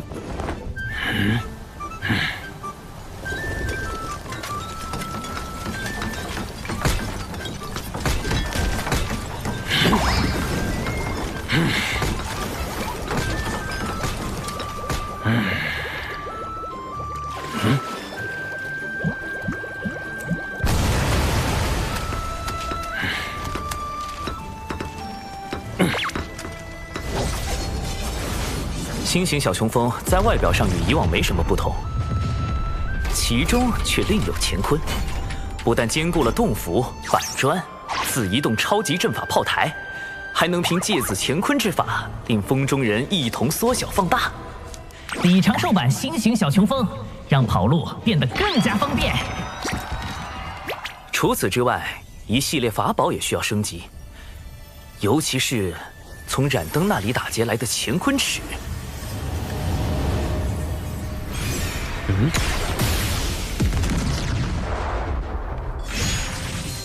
哇！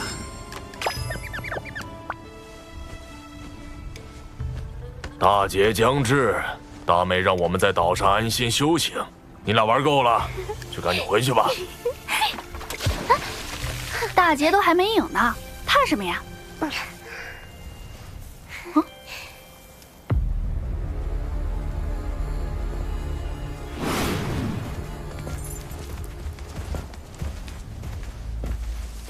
说什么灵山封山1000年，这地藏又在外面溜达了。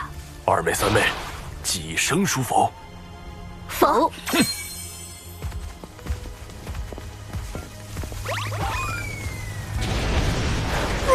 快来助我！有人好歹助我！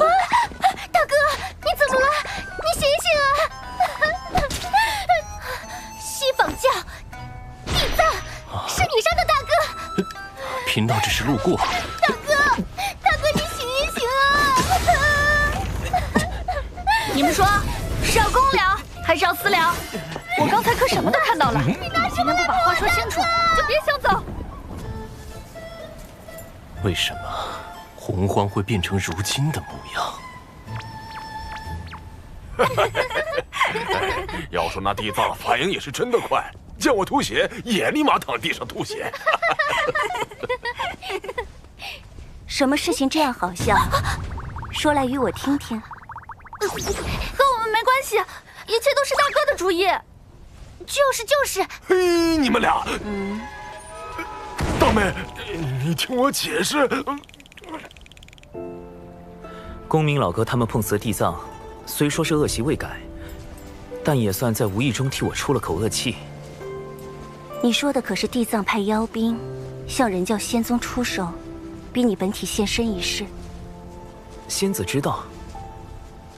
你的事情，我总是会多留一些。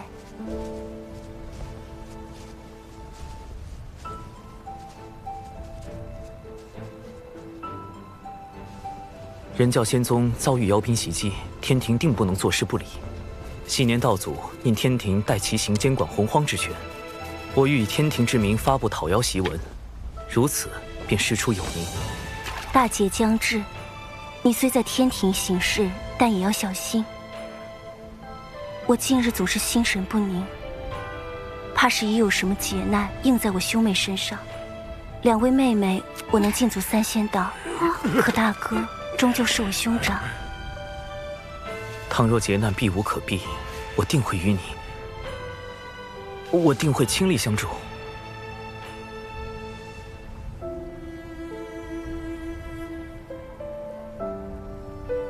无论你我结果如何，这一次，我绝不会袖手旁观。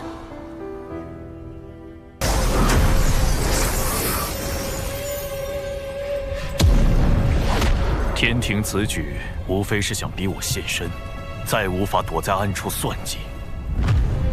水神心思狡诈，借机广招天兵，短短数日，便有不少炼器师投奔。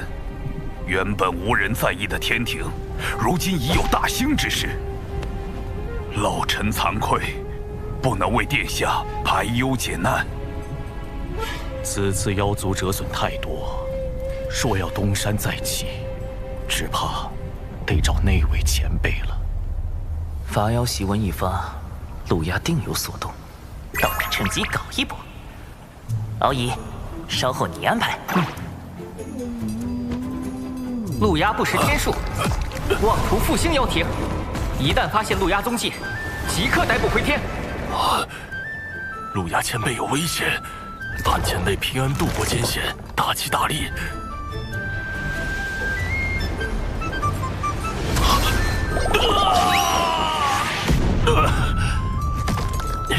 就我这张嘴呀，这可如何是好？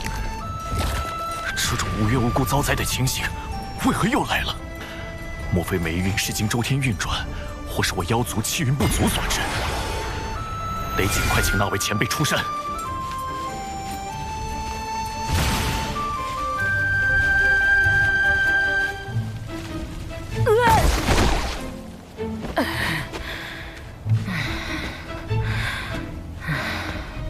10卦9不准，一天算10卦。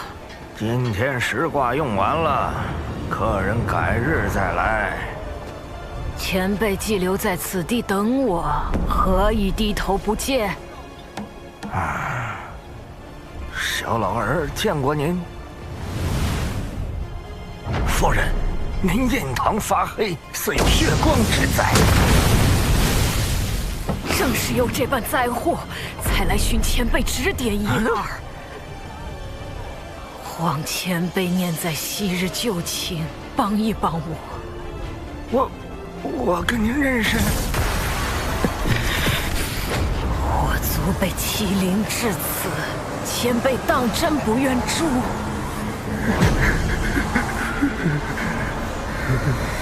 殿下，稍等哈，等我炒完这个菜，还有2桌客人在等。来。前辈为何在酒肆之中做个厨子，而非？殿下认为贫道为先帝效命时，便以能掐会算为生灵所知，而今隐居此间，理应做个与之相称的卦师。其实，贫道的兴趣远不止占卜观测。是晚辈先入为主了，前辈肯来相见，可是愿出山相助晚辈一程。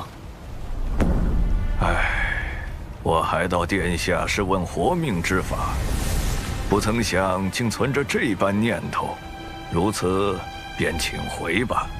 前辈言下之意，晚辈有生死之危。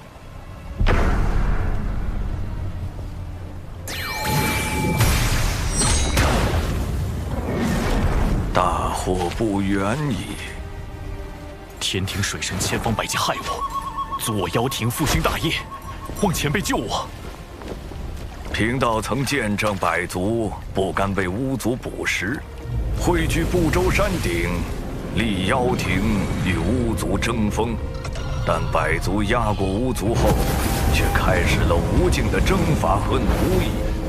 妖庭败落是应得的因果。那些喊着复兴妖庭的家伙，不过是想借机行奴役之事。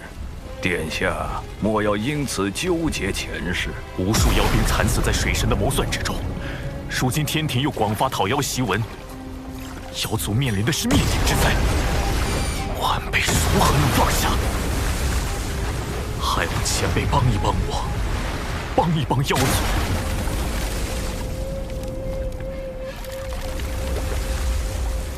妖庭已无力改变败局，我的9个孩子已经在大战中死去，如今唯剩1子。但这孩子有3次生死大劫，望先生解救于他，西河感激不尽。老臣的命是娘娘救下的，但有所托，老臣必不辱命。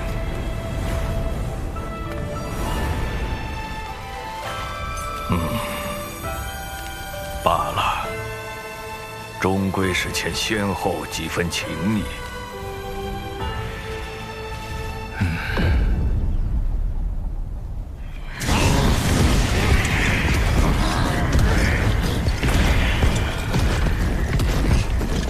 天庭欺我妖族良善，偏帮巫族道门，妖族处处退避，百般忍让，换来的却是一道讨妖檄文。今日，陆压以妖庭太子名义发此檄文，即日，妖族不再遵天庭之命。说的跟以前听过天庭号令一般。水神大人，这些妖族凶到就差直接咬人了，咱们何时起兵伐妖？妖族派系凌厉，难以一心。此时出兵，反倒会促使他们结盟。那时天兵会死伤几何？一旦伤亡过大，哪怕顺利镇压，天庭实力亦会暴露。倘若再败，天威荡然无存。是小神莽撞，思虑不周，望水神见谅。不过妖族不遵天庭，便是不遵天道。诸位身负神职，何不用天道之力削他几层皮？比如雷伐殿给身负业障的妖降雷罚，吓他一下。代管财部的诸神就搞点破财之事。小神代管风部，可令群妖汇聚之地，日日大风，不见天日。小神代管四季轮换，可让群妖居所，夜夜大雪，白昼酷热。小神代管黄昏晚霞，可写上妖族必败等话语，乱其军心。小神专管侧神殿，定要妖族如厕时4次爆桶，溃不成军。小神也只能做到这种地步了。算你一功。不过扰乱妖族的关键还得看月老殿，如何让各大妖王互挖墙角，加快妖族内乱。卞副统领，听闻你深谙此道，还望能对月老倾囊相授。是末将的一位朋友深谙挖墙脚之道，听他说，要先与那人结交，温言细语，若事情败露，也可厚着脸皮据理力争。水神老师算计之脏，令己发指，其对老师无比钦佩。若妖族愤而攻打天庭，又当如何？那他们顷刻间便会死无葬身之地，连骨灰都不会留下。教主哥哥定已做好了万全的准备。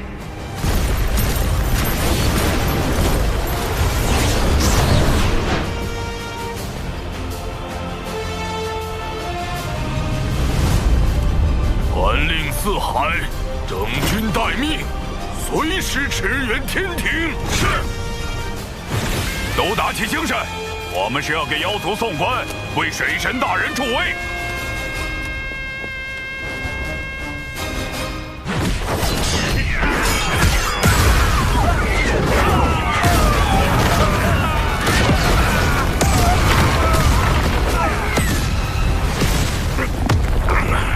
你让老子失去南妖的尊严，老子让你失去这条命！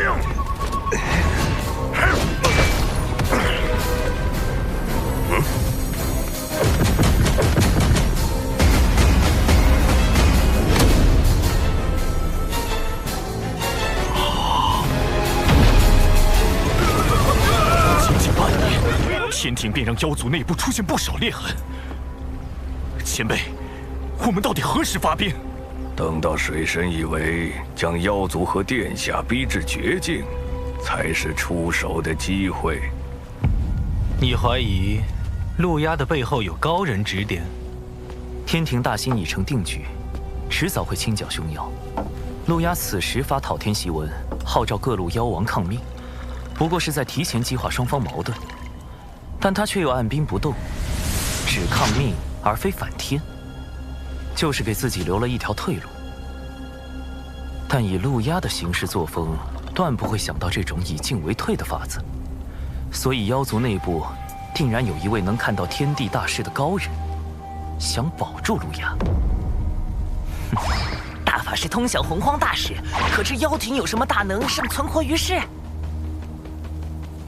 妖庭陨落后，妖族高手四散而逃，或藏匿北周深处，或去往洪荒之外，是生是死也未可知。若要说谁一定活着，我倒是想起一个，妖庭10大妖帅之一，白泽。2大妖皇最为器重的那位谋臣。白泽本命神通是趋吉避凶，我与他也算交过2次手，每次刚动杀念，就被他逃了。这家伙是10大妖帅中唯一能避开因果，从巫妖大战全身而退的。这个白泽势必会给天庭带来不小的麻烦，可否请大法师出手将其除掉？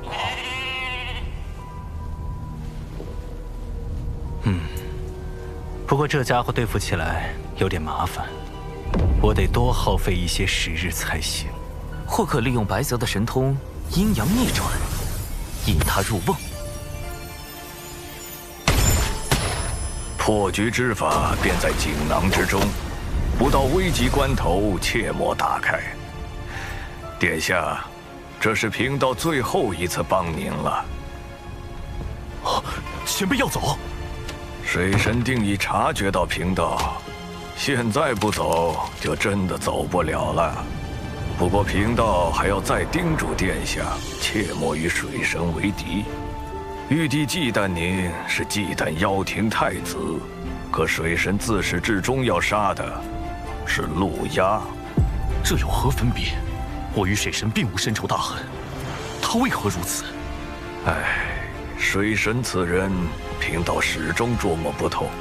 海神庙只有5、6座时，贫道就已无法看清他的根脚，可见他早有防范，且一日未曾懈怠。水神行事确实周全到令人发指。不止，水神善忍耐，且睚眦必报。当初您与金蝉合谋破开海眼，而后金蝉折于灵山，殿下伤于妖生山，地藏造谣道门半日不到，水神便串通3教大师兄逼西方教认错。逼上灵山，何尝不是3教大师兄有意促成？前辈对水神是否夸大其词了？贫道如今能告诉殿下的，便是水神修行至今绝不超过500年。这怎么可能？此人天赋之高，谋算之深，非我等可及。且面皮于他如无物，宝物宝财如烟云。最让人钦佩的，便是见利而不忘义。贫道虽未与他打过照面，但仿佛神交已久。不可设法除掉水神吗？动他，最先落到你头顶的，不是太清圣人的太极图，也不是通天教主的清平剑，而是道祖的紫霄神雷。殿下莫要多问，贫道不敢沾他半点因果。若依锦囊所说行事，尚有一条活路。妖庭早已不复存在，望殿下放下执念，及时回头啊！人情已还上，咱们今后便不多见吧。殿下保重。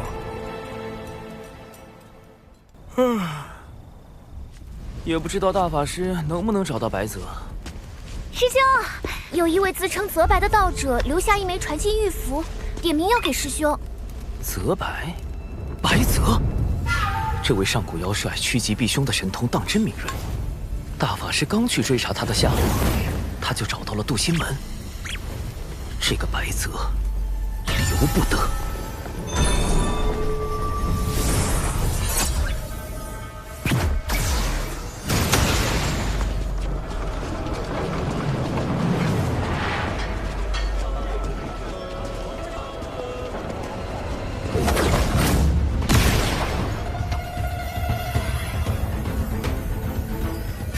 水神饶命！是白泽留下的传音，好狡猾。水神饶命！水神饶命！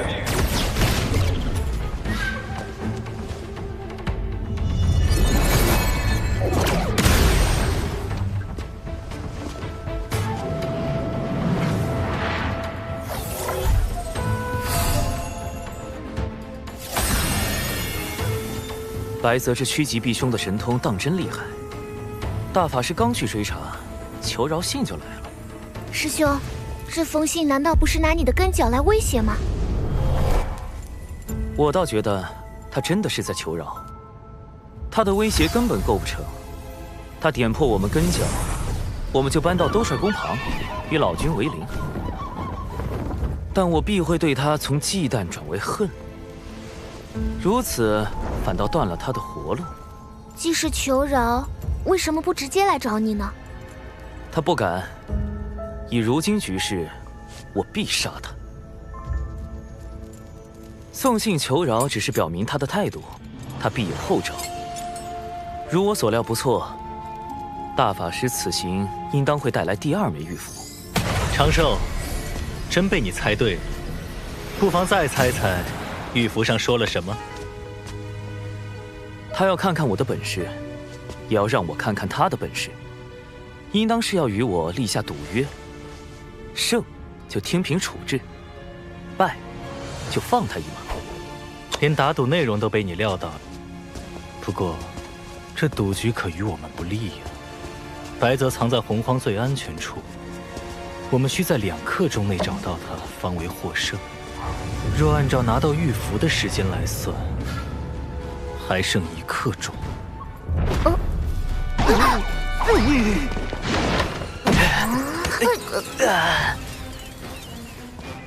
最安全之处吗？已快速检索完洪荒地图，于白泽而言，全洪荒约有126处安全地点。幸有大法师出手，如今已经排除了50处，余下70多处，正在派遣小纸人搜寻。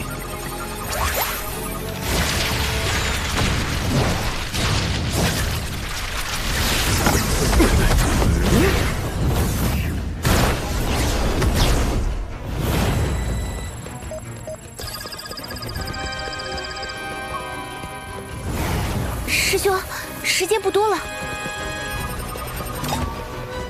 怎么关键时候卡住了？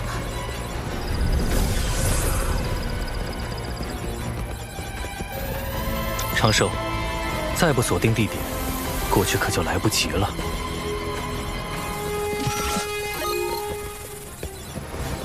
灵娥，大法师，你们来寻。什么？我们？快选！大法师，听灵娥的，去这里。听我的。水神的思量在第10层，普通聪慧之人在第5层，而我本该与水神在高层角逐，但我主动退回第5层，以最不符合水神的思考方式，才能选定最安全之地。师兄，这个就是上古妖帅白泽吗？运气不错。你就是？还请大法师出手，扬了吧。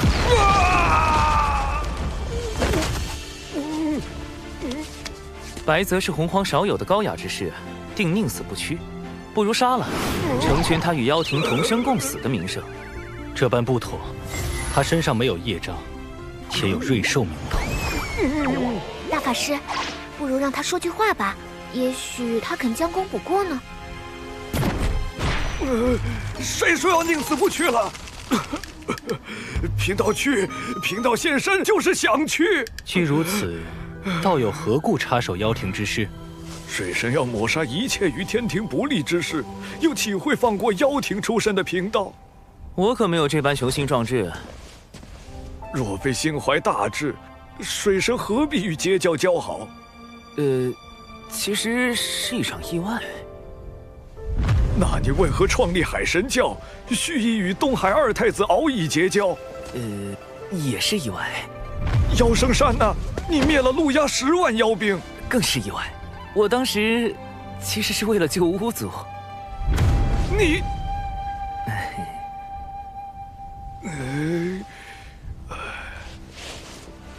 你之志向究竟为何？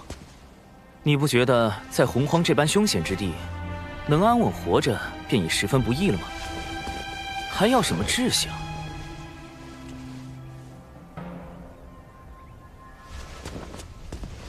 遥想当年，妖皇帝俊与东皇太一共同执掌妖庭，难道你不想成就2天地之位？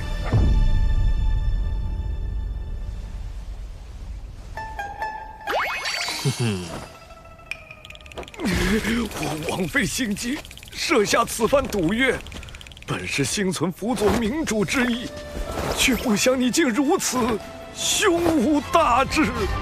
唉，道友，时代变了。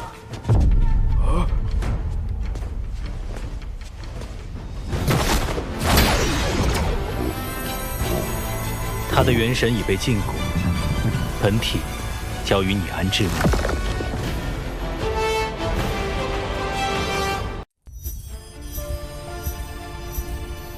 师兄，你究竟是怎么找到白泽的？后来又为什么听了我的呢？贫道也想知道。很简单，靠运气。啊！白泽筹备此局良久，我无论做何种选择，他都早已预想到。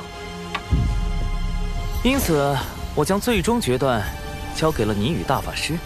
大法师当时并未思虑太多，而是抱着戏耍的心态，故我将大法师的选择放在可能性第2的选项。而灵娥这般聪慧但思虑难周全之人，给出的答案有3成可能是白泽的藏身之地。3成，这可不像你的性子。所以，此番能够找到白泽，全靠运气。嘿嘿。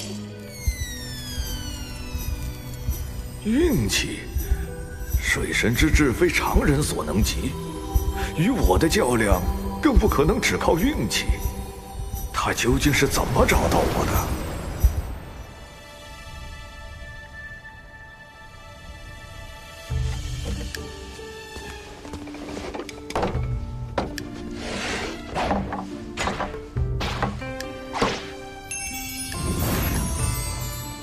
师兄，白泽前辈，请慢用。师兄，咱们把白泽安置在门内黑之峰，是不是离小琼峰太近了？大法师有意留白泽一条性命，我自不能杀了白泽，但也不能放了他。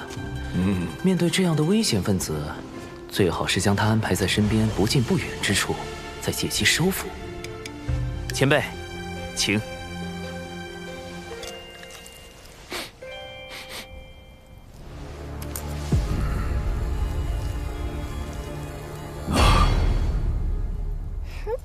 虽味不美，色不全，香过浓，但全是师妹对师兄的拳之心。这白泽果然和传闻中一样，是个美食家。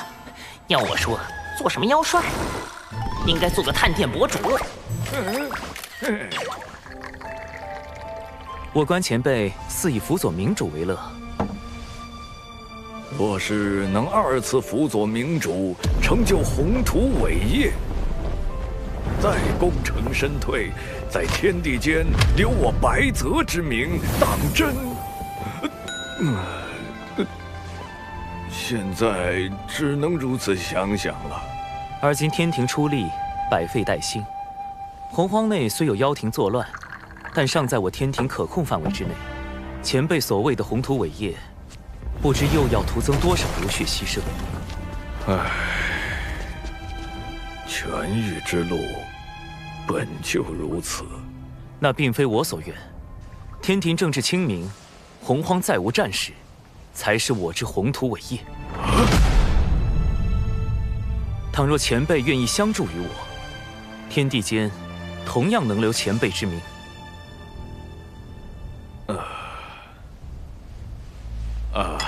这鱼要是再焦一点，就更香了。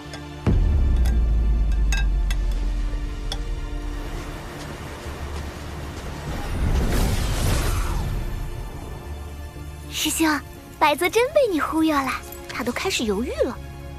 什么忽悠？那是收服白泽的第一步，画饼。谁说登顶2天地才是宏图伟业？希望天下太平，一样可以是宏图伟业。那第2步是什么呢？收服白泽第2步，名曰交心。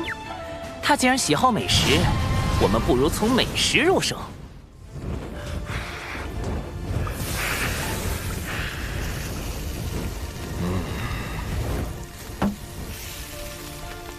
高端的食材往往只需最简单的烹饪。这道白泽烤鱼可是当年的妖庭名菜。今日既提到妖族，你我不如论一论当年妖庭之事。前辈以为，当年妖庭可救还是不可救？可救，那我便是不可救。前辈请。妖族当年的弊病，在于形同散沙。要救妖庭，须得……非也。巫族只是喜爱捕猎，并未将妖族视为敌人。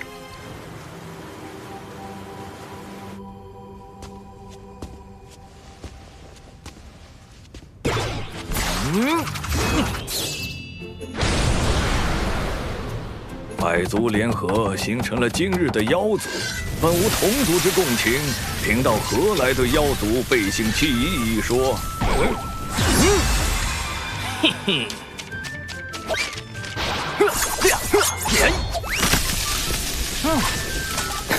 您既做了花匠，享受栽培花朵、观其盛放的乐趣，便要忍受花朵枯败、零落成泥的落寞。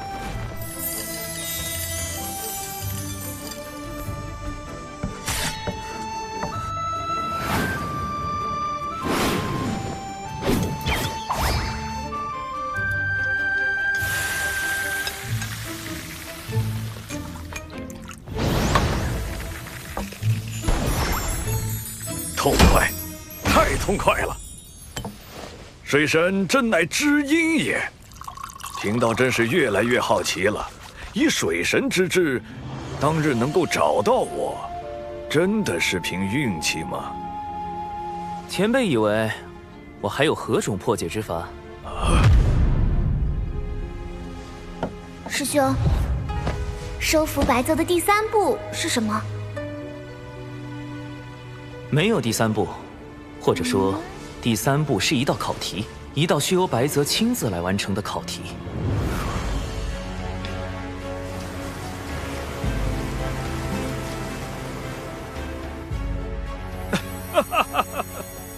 前辈这是……好你个水神，说什么寻到贫道是因运气好，贫道一直到今日才想明白。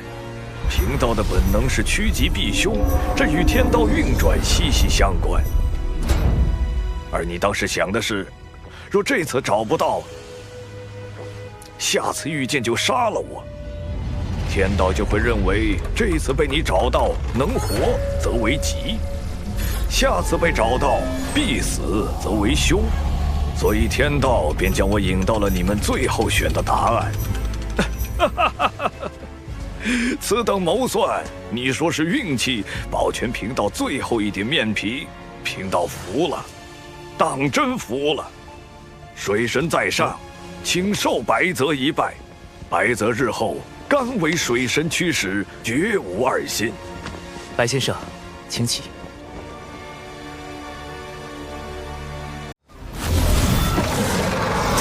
建古时期，巫族崛起，欺压妖族。妖皇东皇太一于不周山顶立妖庭，与巫族展开一场大战。期间，妖族10太子化作10日炙烤大地，致使生灵涂炭。直到巫族大能羿的出现，大羿连续射落了9名妖族太子。仅剩1名太子陆压侥幸逃脱。大战末期，巫妖2族损失惨重，人族趁机出手，大败巫族，又一举攻入妖庭，将妖族彻底打垮。此后，圣人老爷们联手，将破碎的妖庭改为天庭。妖族没落之后，陆压为报复天庭，四处为祸。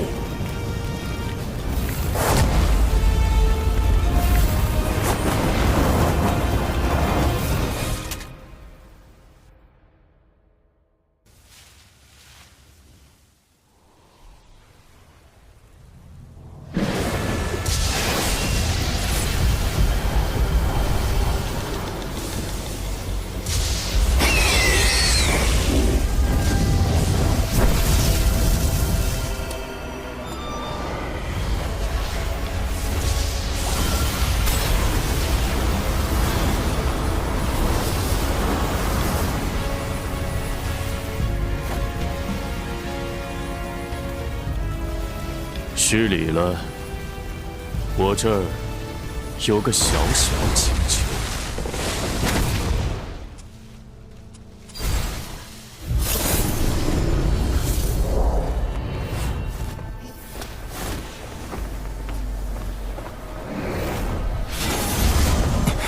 陆压意图复兴妖族，今日竟将目标盯上了。师父。 还不够快，要再快点，再快，要快！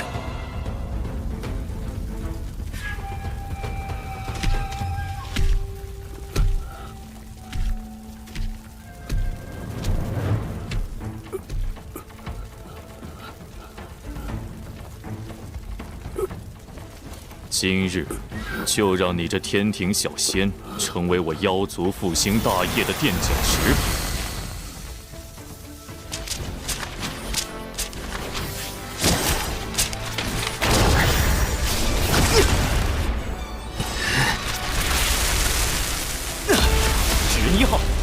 出击！没想到，堂堂天庭水神，竟还有纸人化身在此处。陆压，妖族与天庭已停战数百年，莫要因一己之私挑起2族战火。满嘴道德仁义，心里却全是算计。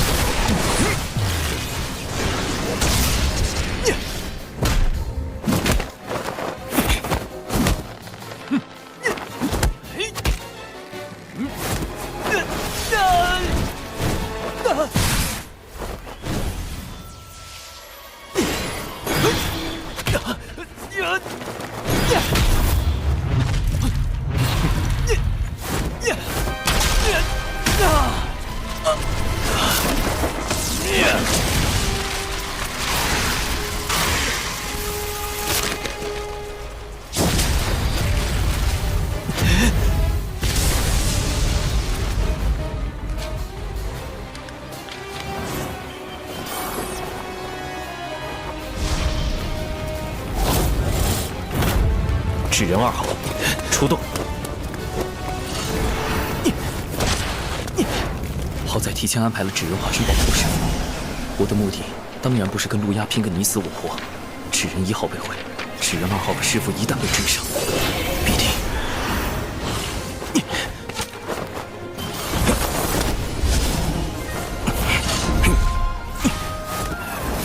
要再快点！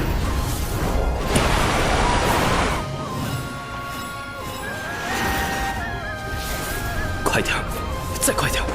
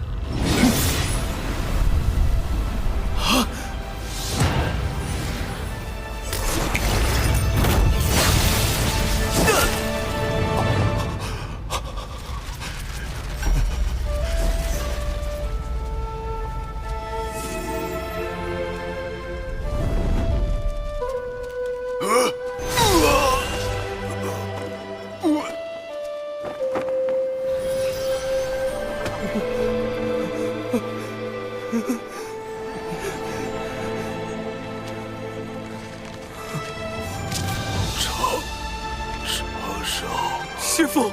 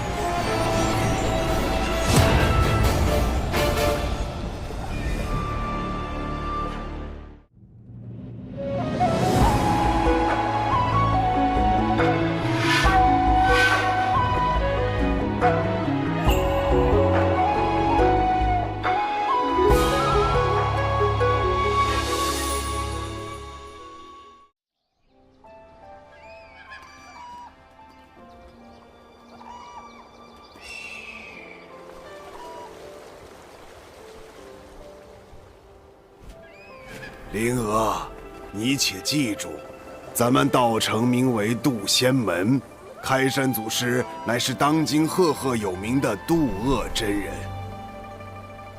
渡恶真人可是与我人教祖师爷太清颇有渊源。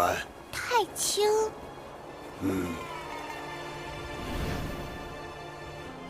道门有3教，分别为人教、阐教、截教。太清圣人便是我们人教的祖师爷，与阐教的元始天尊、截教的通天教主并称道门3圣。3圣的老师名唤红军，被称为道祖。灵娥，今后你要好好修行，争取早日修炼有成，踏仙途求长生。师父，您成仙了吗？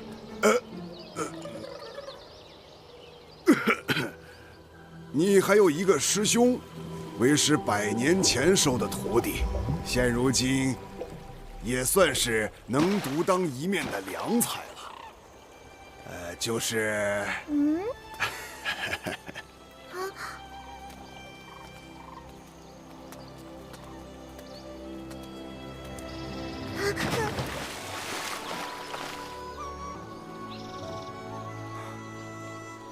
师父，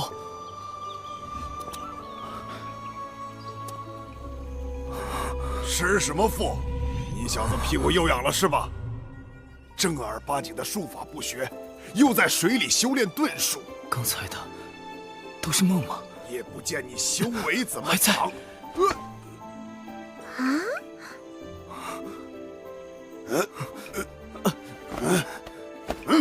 你小子今天怎么回事啊？吃错药了？怎么不躲啊？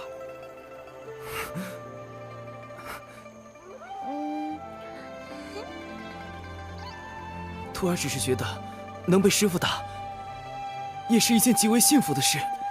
正所谓，忠言逆耳，良药苦口。李长寿，你这是找打！你给我站住！好教训你一顿！你别跑！你这臭小子！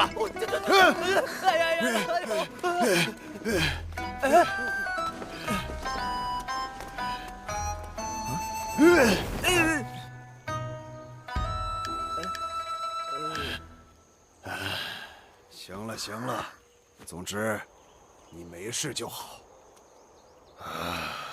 为师这2个月要闭关，你师妹兰陵娥就交给你照顾了。记住，不许教她歪理。是，师傅。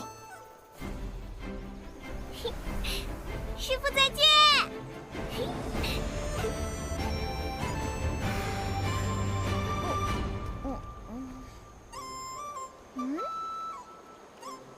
师妹，我是你的师兄李长寿。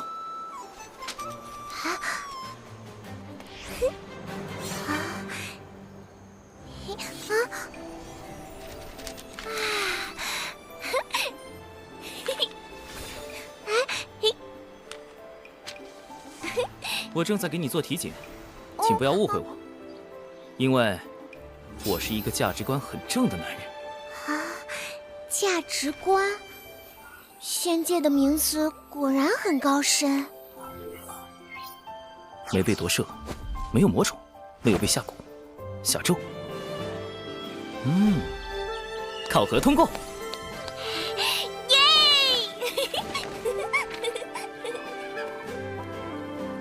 来，我先传授你几招。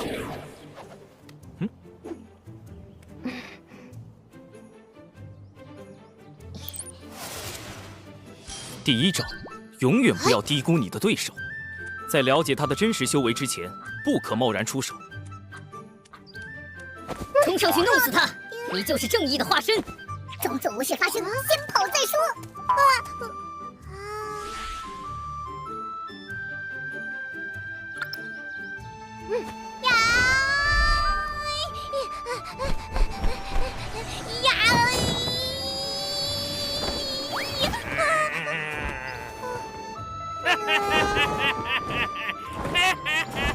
刚才你的对手使用的，就是我要教你的第2招，底牌，也就是你各种隐藏起来的能力。底牌越多，最后的反击也就越出其不意。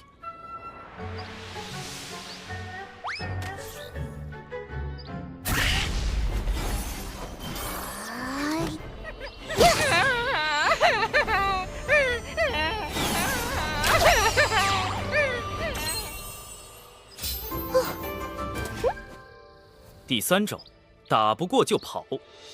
如果你预估下来，觉得自己打不过对手，不如先行撤退，另找高手相救。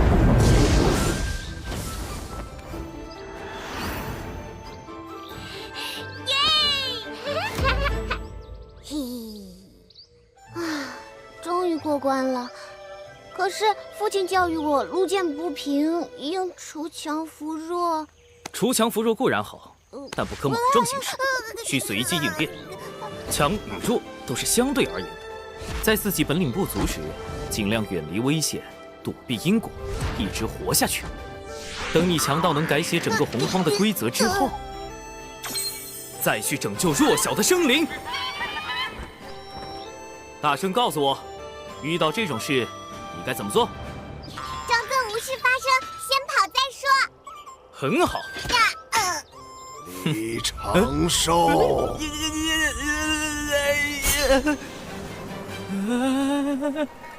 师傅，有话好好说啊，师傅。哎，你套拂尘做什么？站住！别打着！饶命啊！饶命！师傅！哎呦！师傅！为师马上要进入长时间的闭关，灵娥就交给你照顾了。您不怕我教坏师妹了？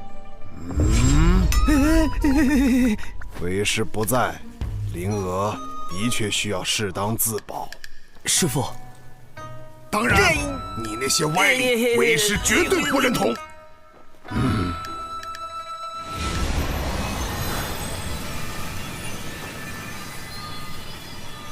师妹，今天是你入门的第1天，距离渡仙门历练大会还有10年，也就是3650天。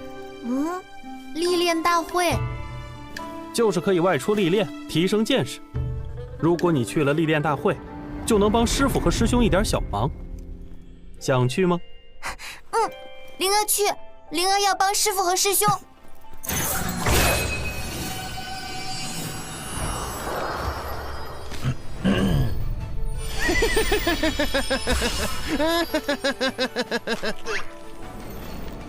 要参加历练大会，首先你需要在10年内达到炼气境。所谓炼气，是修仙的第1重境界，距离成仙还有3重境界。炼气、化神、反虚、归道之间隔了9个台阶。炼气境可隔空控物，化神境可御空飞行，反虚境可修5行仙法。归道能被雷劈。归道9阶将会面临恐怖的成仙雷劫。若道基稳固，成功度过雷劫，从此便正式成仙，向长生不老迈进。若没能度过雷劫，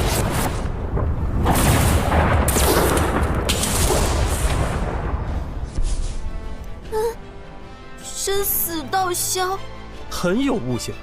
相比起雷劫，目前你更应该担心的是历练途中可能发生的各种意外。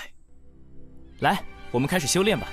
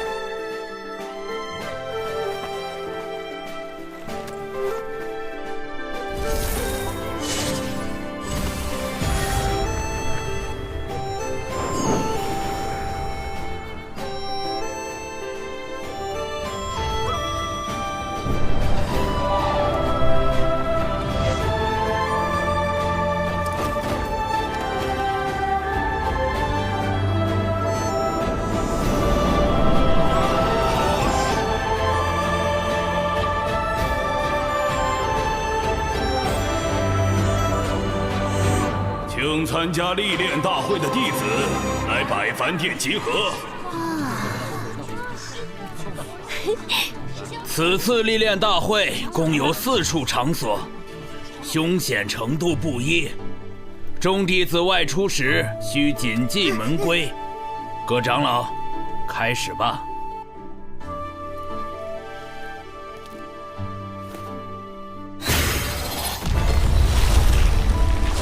阴阳为爻，八卦寻生，坎水、离火、震雷、地坤，起！为方便遴选弟子，门内在坎、离、震、坤4个方位设置了关卡，分别对应东海之滨、中神州、南赡部洲、北距泸州4处历练，难度依次增加，众弟子需酌情选择。我们真的要去北周吗？北周虽然危险，但奖励也很丰厚。放心吧，师姐会保护你的。果然有北周。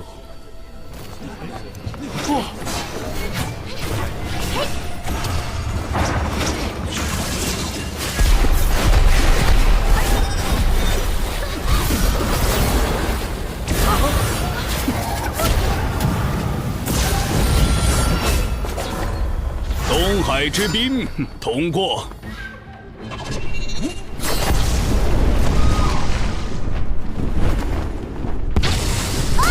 中神州失败。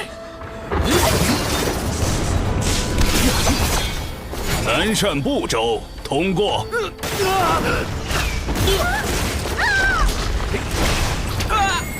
北距泸州失败。师兄，用风雨术传音。师兄，据说东海之滨最安全，奖励最丰厚，要不我们去那儿吧？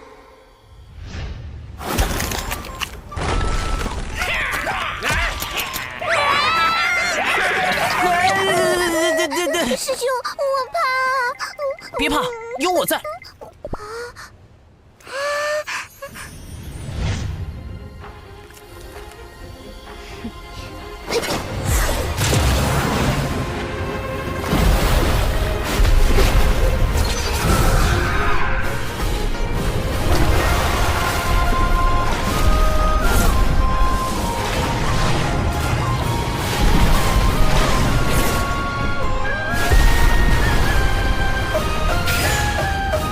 兰陵娥，东海之滨通过。耶！你去东海之滨吧，我自有打算。臭师兄！北距泸州失败。目前为止，想去北周的都失败。玄雅师姐来了！玄雅师姐吧，玄雅师姐。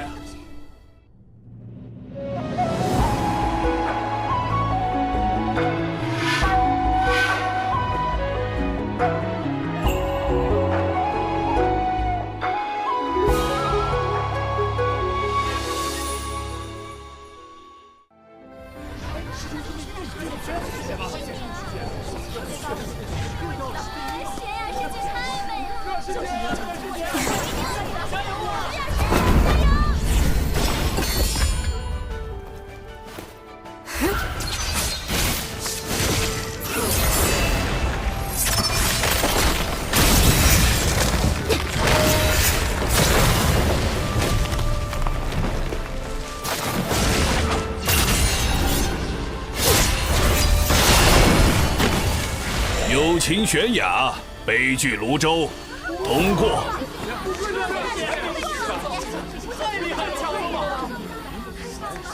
第一个通过北周考核，真不愧是玄雅师姐。既然玄雅师姐去北周，那元清师兄也一定是去北周了。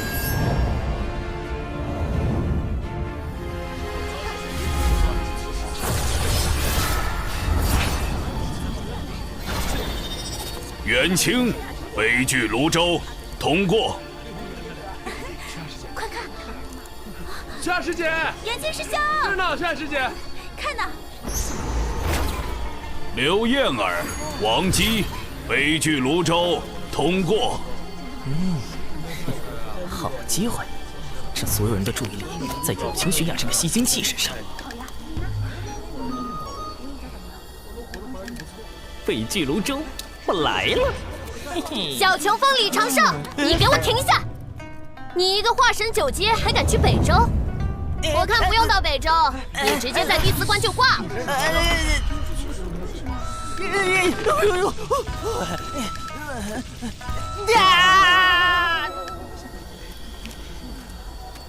九九师叔，弟子要去北周寻一味草药，门内并未限制化神境弟子前往北周，还望师叔莫要阻拦。你师傅呢，让我盯着你别乱跑。但如果你真的那么想去，那这测试就得改一改。在我手上坚持1炷香，我就放你去。当然，我不会用我的本命法宝，你也不会有性命之忧。如何？弟子愿意一试。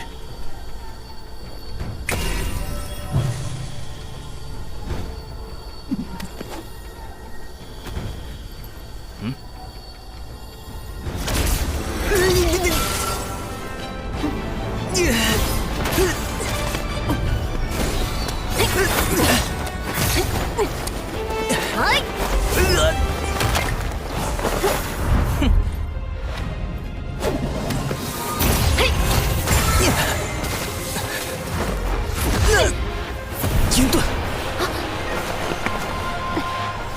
木盾，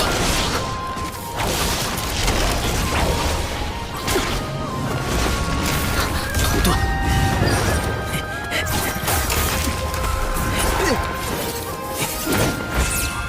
金盾，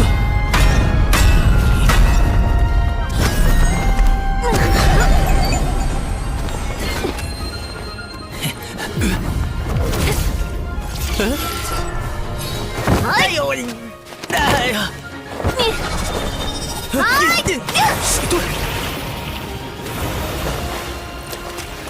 又是遁术，烦死了！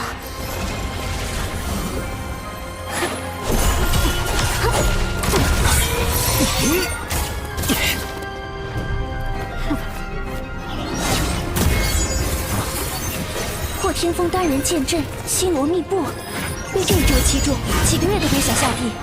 学长师叔出手也太狠了！游龙探云步，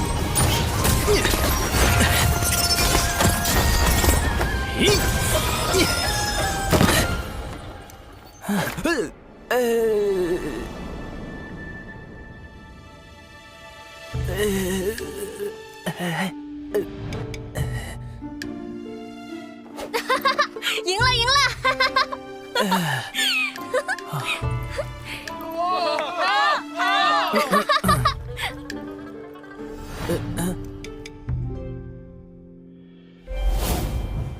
什么？你小子鬼花招可真多！我告诉你，北周可不是什么善地。你要是死在我队伍里，你那个废柴师傅肯定会跑过来哭哭啼啼的，想想就烦死。师叔不必担心，我已在遗书中承诺，绝不让师叔承担任何责任。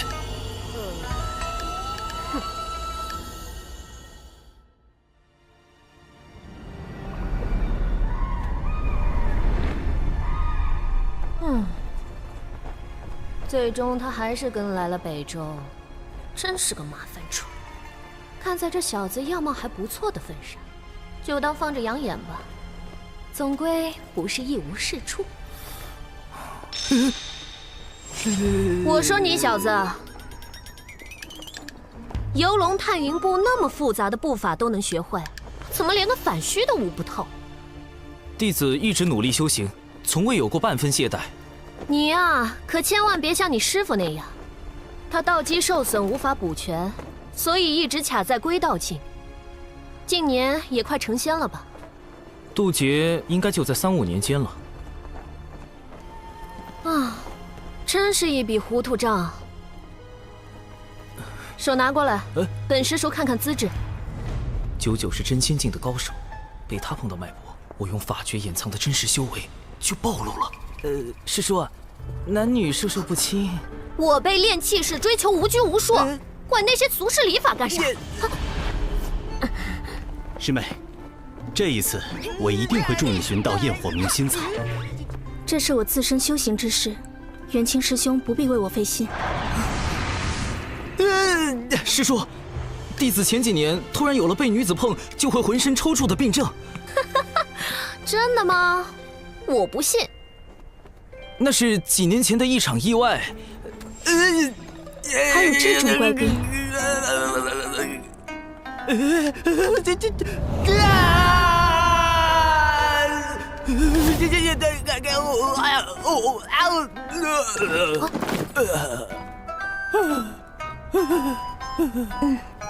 真的。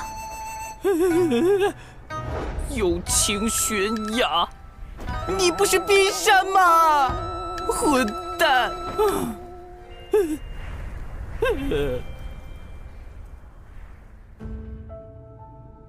蛊虫已经找到，就等此次六公主北拒泸州之行。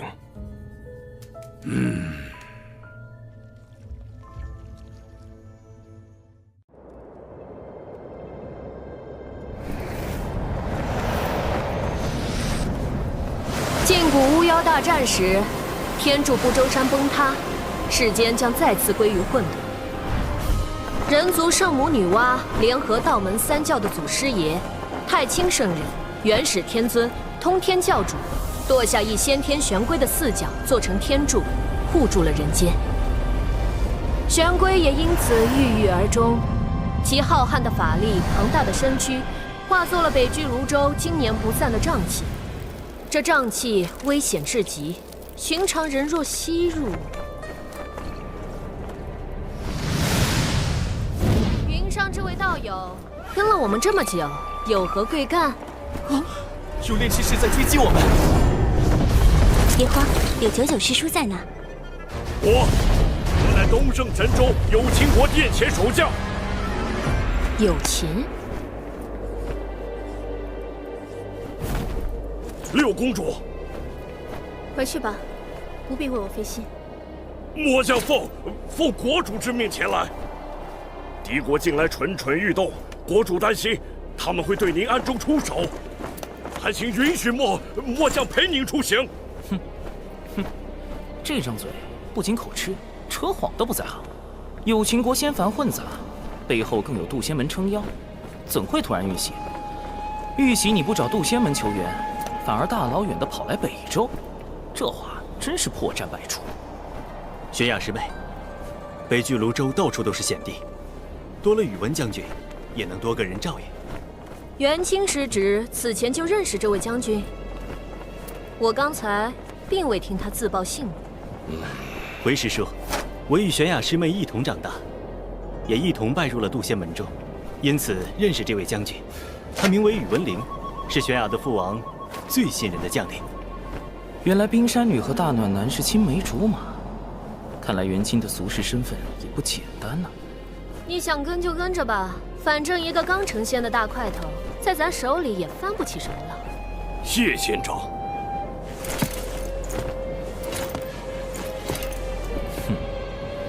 男女姻缘，加上权谋国难，唯。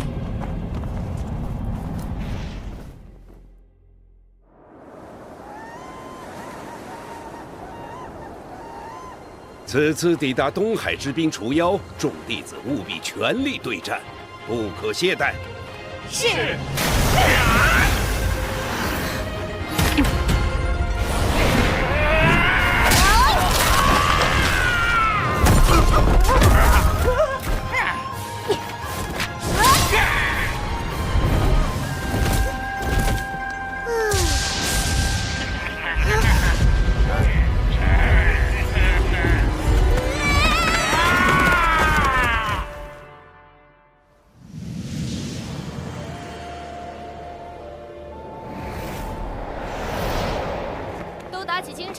马上就要抵达北拒泸州的边界了。我先带你们去北州东南处的入口，那里离乱帐宝林比较近。师叔，北州不是5大部洲之一吗？为什么会有入口这一说？问得好。巫妖大战后，大量巫族妖族逃往此地，久而久之，北州变成了他们的栖息之地。咱们人族高手屡次与他们交战，才强行开辟了几个出入口。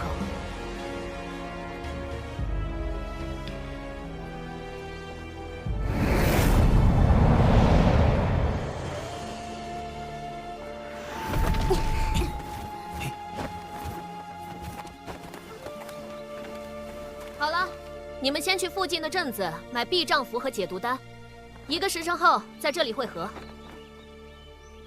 是。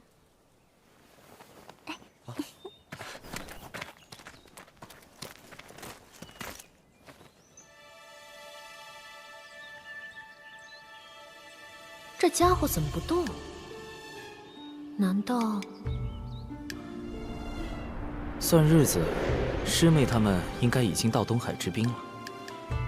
如果估计的不错，应该会给我惹些不小的麻烦，那就妙了。就知道你师父没太多东西给你，也搞不懂他非要守着那个小风头干嘛。快去买丹药吧，别磨磨唧唧。谢谢师叔，这些我都有。你有？你哪有？天上掉下来的？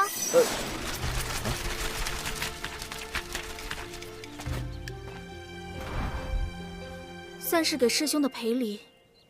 之前，这冰山绝对名不副实。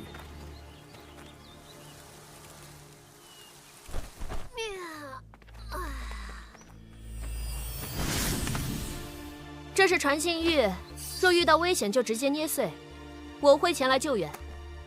此次历练共20日，若在20日前动用传信玉或自行退出，便算历练失败。我建议你们不要单独行动，更不要拼了命的找药草。珍贵的药草旁往往有凶兽附体，你们就是他们最好的补品。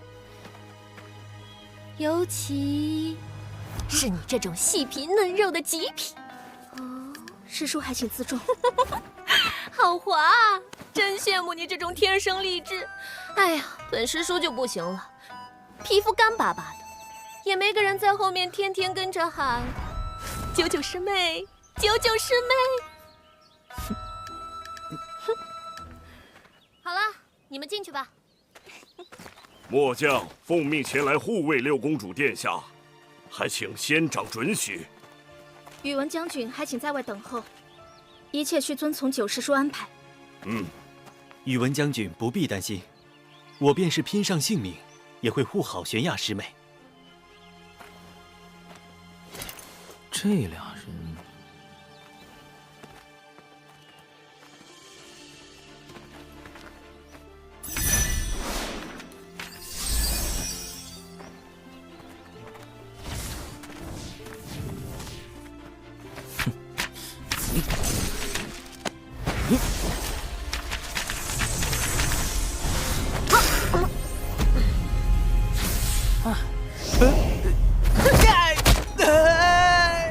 记得跟人跟紧点儿，你个化神九阶！师叔，你听我说。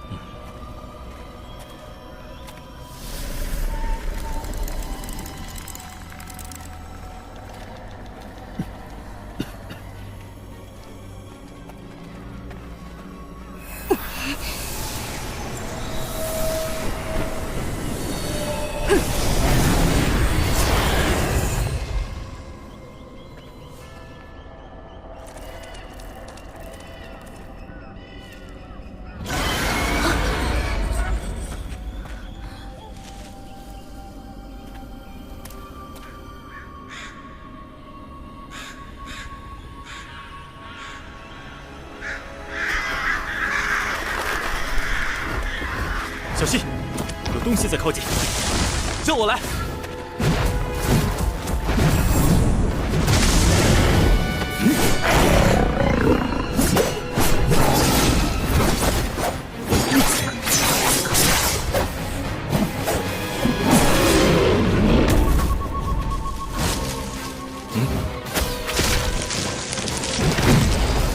心右边。叶儿师姐，不要怕。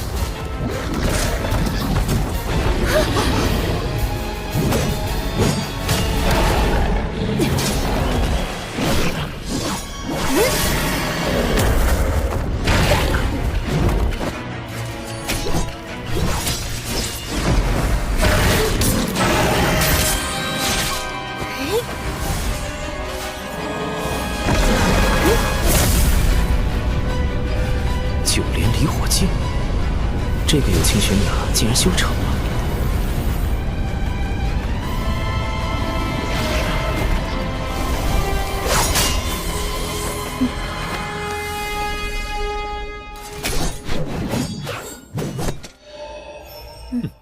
破天峰的弟子真让人省心啊！这下你放心了吧，大块头。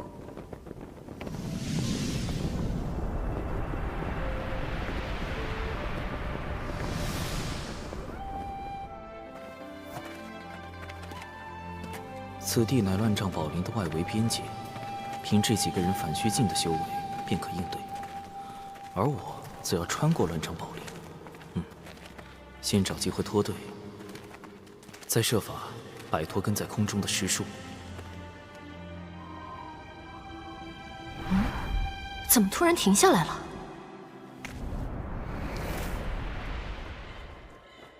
我和玄雅师妹要找焰火明心草，王姬师兄陪亚儿师姐走另一条路。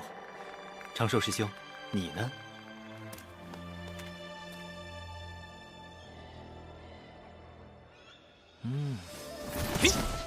各位，多多保重，不必担心我。这个李长寿随便跟一队不就行了？怎么还分成了3路？仙长若感到为难，不如让末将去保护六公主一行。算了，3组先轮流尾随吧，让我先看看这群小家伙现在怎么样了。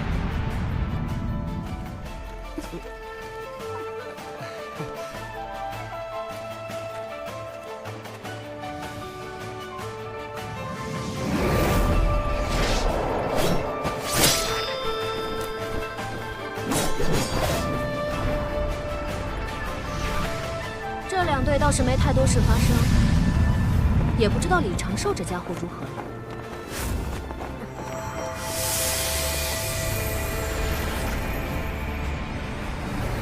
啊！消失了，这么快就被毒兽分尸了？完全感觉不到他的气息。传信玉也没有反应，只能先沿着他去的方向找找看了。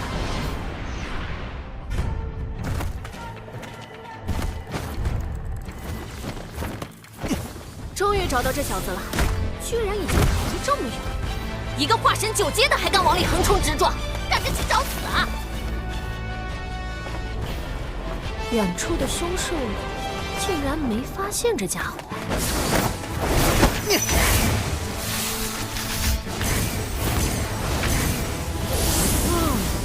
原来是用了影宗符屏蔽自身的气息。这游龙探云步还真是将他化神9阶的修为发挥到了极致。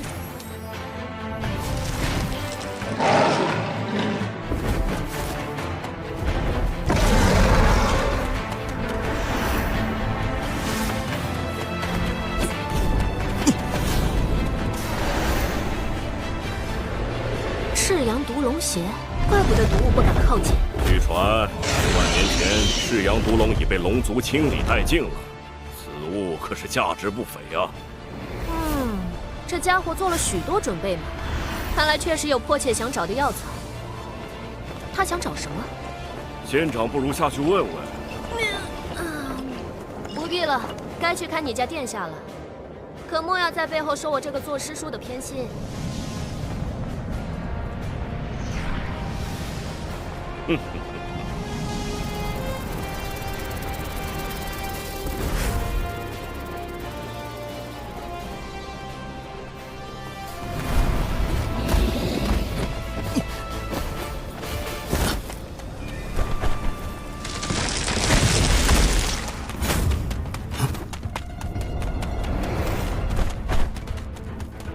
再往里走会更加凶险。若非已无他法，我也不愿来此。还是再来一手。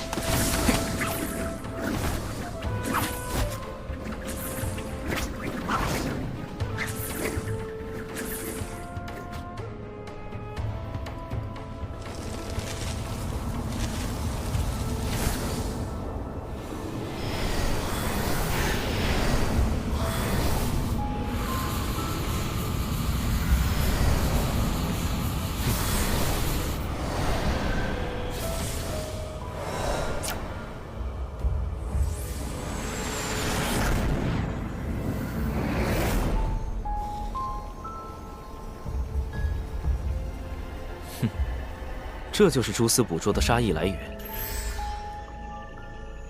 此行果然被卷入了奇奇怪怪的事中了。刺鸠那边已经开始行动，我们是时候对另外2个反虚境的下手了。昆龙阵准备的怎么样？布置完毕，绝对不会被渡仙门的人察觉。很好，此事关系到复国大业。必须让公子得偿所愿。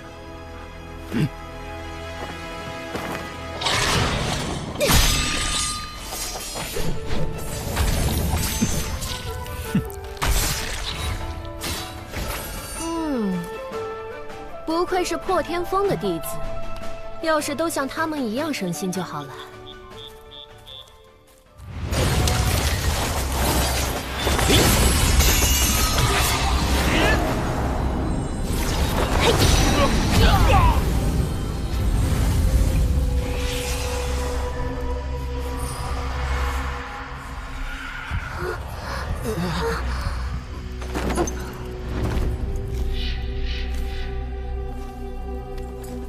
把他们带去昆龙阵。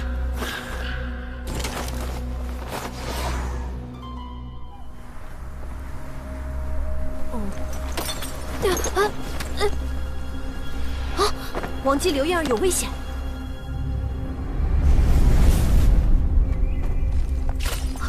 怎么元清那边也出事了？仙长，末将回去看看。好，分头行动。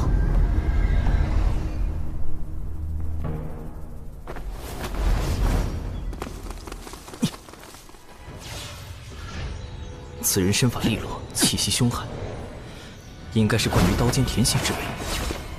初步判定为反虚6境。这家伙可能隐藏了一些修为，但只用身法追赶，而非御空飞行，成仙几率极低。2次判定为归道6境。跟得这么紧，恐怕他有什么能追踪我的手段。嘿。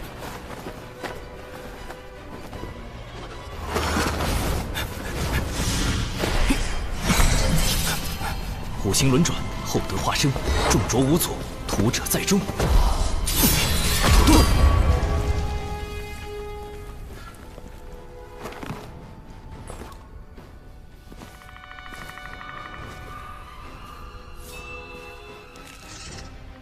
哼，倒是挺警觉。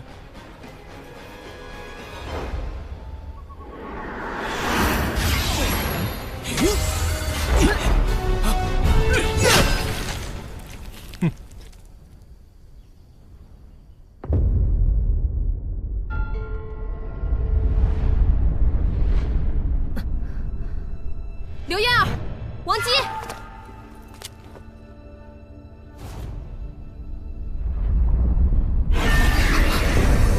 周围有股猛烈的法力波动。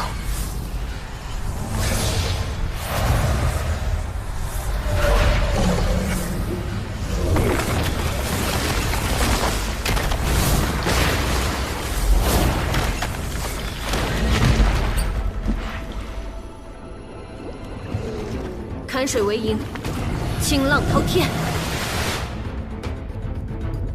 破！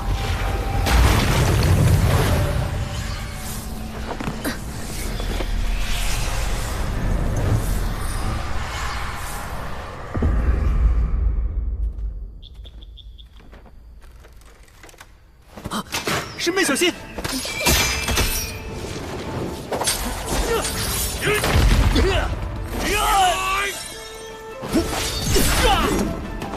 师门。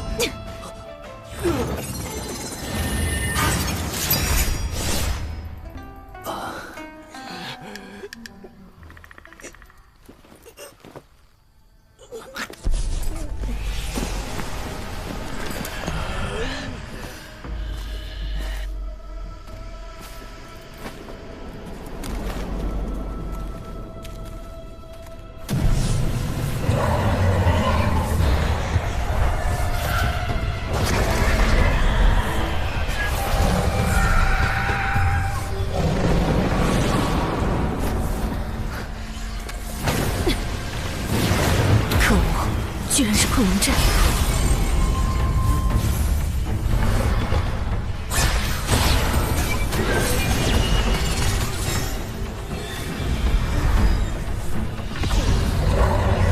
强行突破只会在迷阵里越陷越深，要出去，必须找到阵法的生门。修、生、上、渡、静、死、静。 生门应该在这儿，不对，或许是这儿，不，那里也有可能。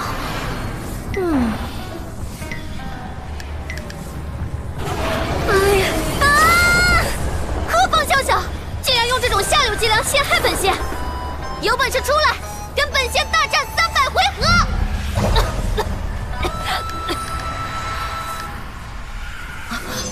怎么回事？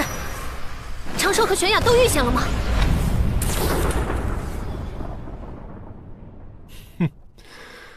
果然只是化神境啊！道门神通，减脂成人，不好，中计了！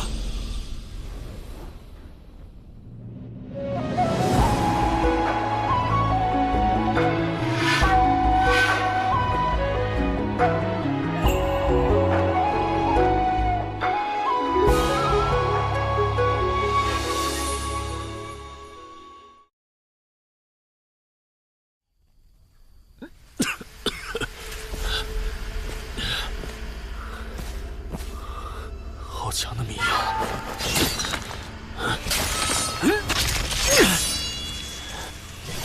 小子藏到哪里去了？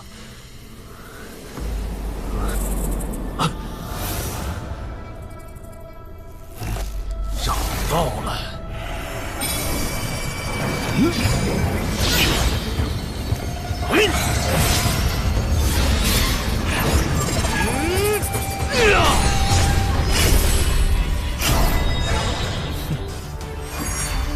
幻天宝伞，开！哈哈哈哈！区区结界就这样困住我吗？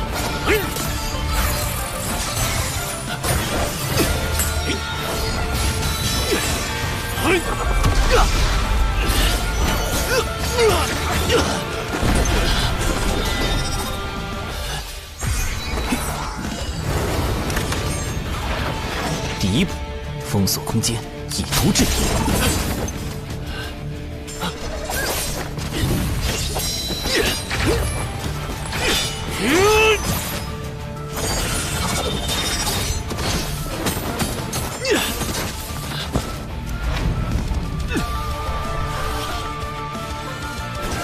哼，小子，死期到了！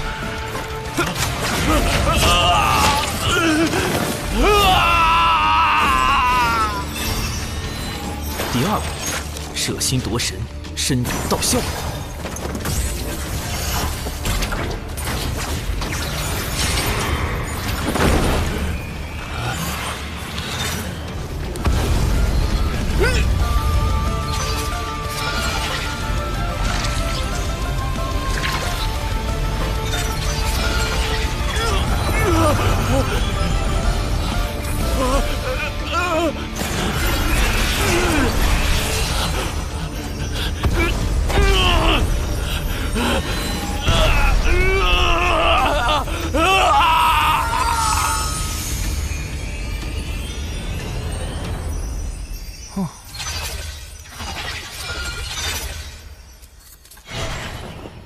3步，渡人往生，消灾祈福。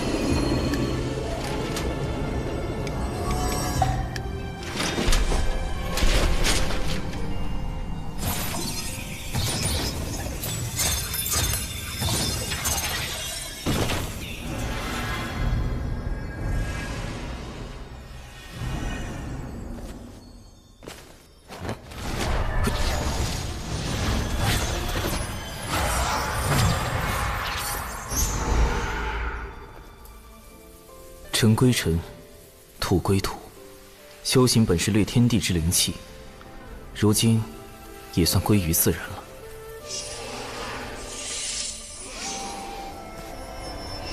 损失一个纸人，不过有这家伙的储物戒指做补偿，总体还算不亏。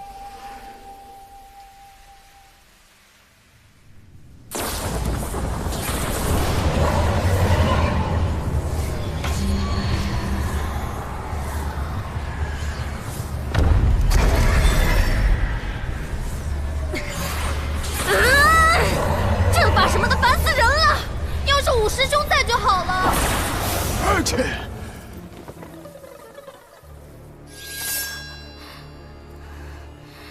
你们究竟是何目的？要怪，就怪你姓有情。竟然是你，宇文将军！哼，六公主大概忘了，100年前有秦国灭掉了南赡部洲的数个小国，也灭掉了我的故国。我假意归顺，为的就是光复故国。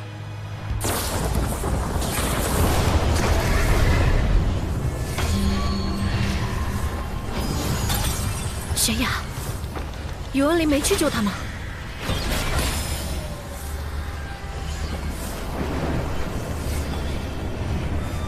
等等，我和那个大块头一分散，这个阵法就出现了，这么强！师叔，你听我说，来路不明者始终有些可疑，不可轻信之。难道都是宇文林干的？我从一开始就上当了。哼，让我看看你元神里的记忆。公子，届时便由他们袭击其余弟子，用渡仙门的传信玉符调虎离山，将那真仙引入困龙阵。至于六公主，玄雅之事，我自会处理。如此，便辛苦诸位了。待我光宗复国，尔等都是开国功臣。属下誓死追随公子。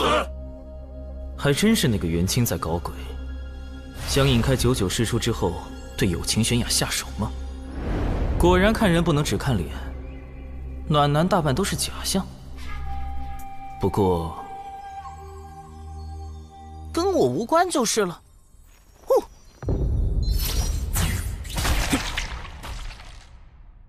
在满是毒虫的地方用它来追踪，的确是个妙招。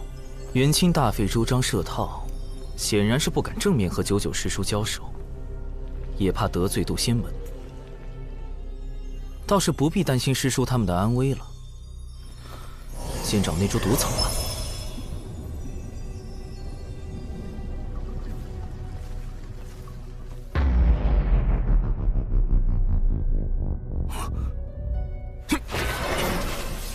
毒雨要来了，得抓紧时间搜查才行。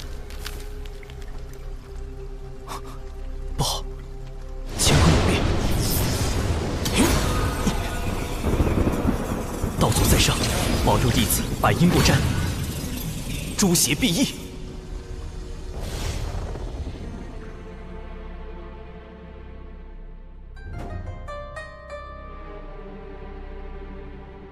因果大道，从来半点不由人。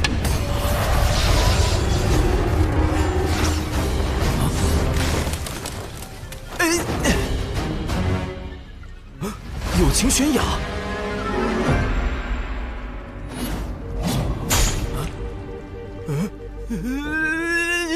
哎呦！